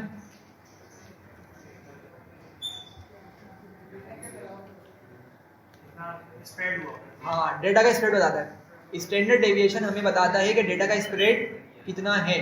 2.7 है, मतलब डेटा नॉर्मल है, इतना, इसमें कोई डेटा के अंदर ज़्यादा स्प्रेड नहीं है। और किस तरह निकलता है इसकी हमने प्रॉपर वो एक डायग्राम की मदद से और फॉर्मूले की मदद से इसको समझा था। तो फिलहाल उस पर नहीं जा रहे हैं। हम क्या कर सकते हैं, स्टैंडर्ड डेविएशन का मेथड यूज़ करके स्टैंडर्ड डेविएशन निकाल सकते हैं अपने कॉलम की या सीरीज़ की। वेरिएंस क्या होता है, स्टैंडर्ड डेविएशन का पहला स्टेप वेरिएंस होता है। ठीक है, हाँ स्पेस होता है, और ये स्क्वायर में आता है, लेकिन ये क्या आता है, स्क्वायर में आता है। सही है, तो वेरिएंस हम निकाल सकते हैं, वो हमेशा ज़्यादा आती है। और वेरिएंस का अगर स्क्वायर रूट निकाल लिया तो क्या देखने को मिलता है हमें जी? हाँ, स्टैंडर्ड डेविएशन देखने को मिलती है। तो लेट से अगर मैंने इस नंबर को लिखा और मैं अगर इसका डबल स्टेरिस करके 0.5 लिख दूँ, तो ये मतलब क्या, मैं क्या निकाल रहा हूँ, उसका स्क्वायर रूट निकाल रहा हूँ। तो क्या दिखाएगा मुझे, 2.74 दिखा रहा है, जो कि मेरी स्टैंडर्ड डेविएशन की वैल्यू आई थी। सही है, तो आपको ये चीज़ क्लियर है। मिनिमम हमने देख लिया, मिनिमम क्या करता है, वो मिनिमम वैल्यू ले आता है।